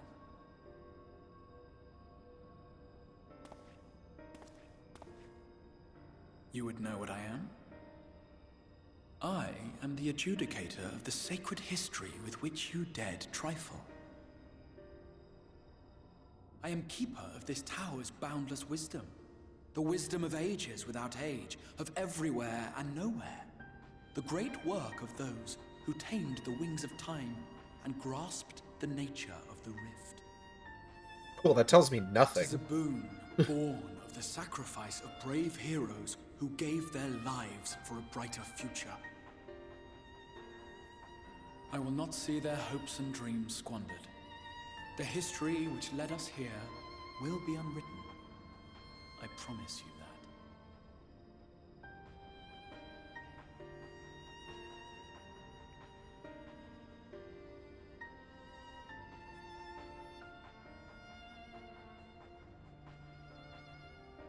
Well, it seems we're both eager to fulfill our duties then. Yeah, man. On that much, we are in agreement.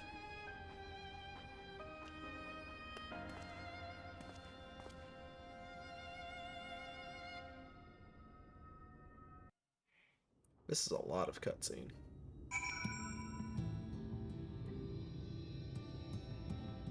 Okay. Let's talk to Minfilia. I'm fine. Really, it's just been a long day. Hey, Magnus. I must confess you've impressed me. Did not expect the Talos to be in such fine condition. You've done us a kindness far greater than anything we deserve. Thank you so much. Just thinking about the trolley running down the tracks, he is churning gods, I can't stop smiling. This motherfucker love trains. I wonder where Thancred is.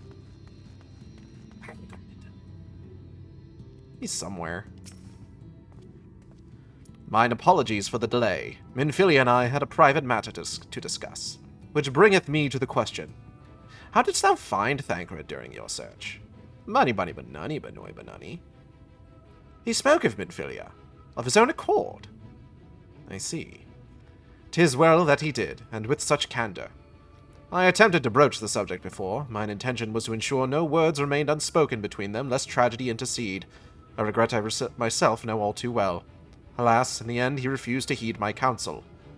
A time will come when they must face the reality of their circumstances, but I have faith that all will be well in time. Now, let us not tarry any longer. The Talos and Nabath Arang await.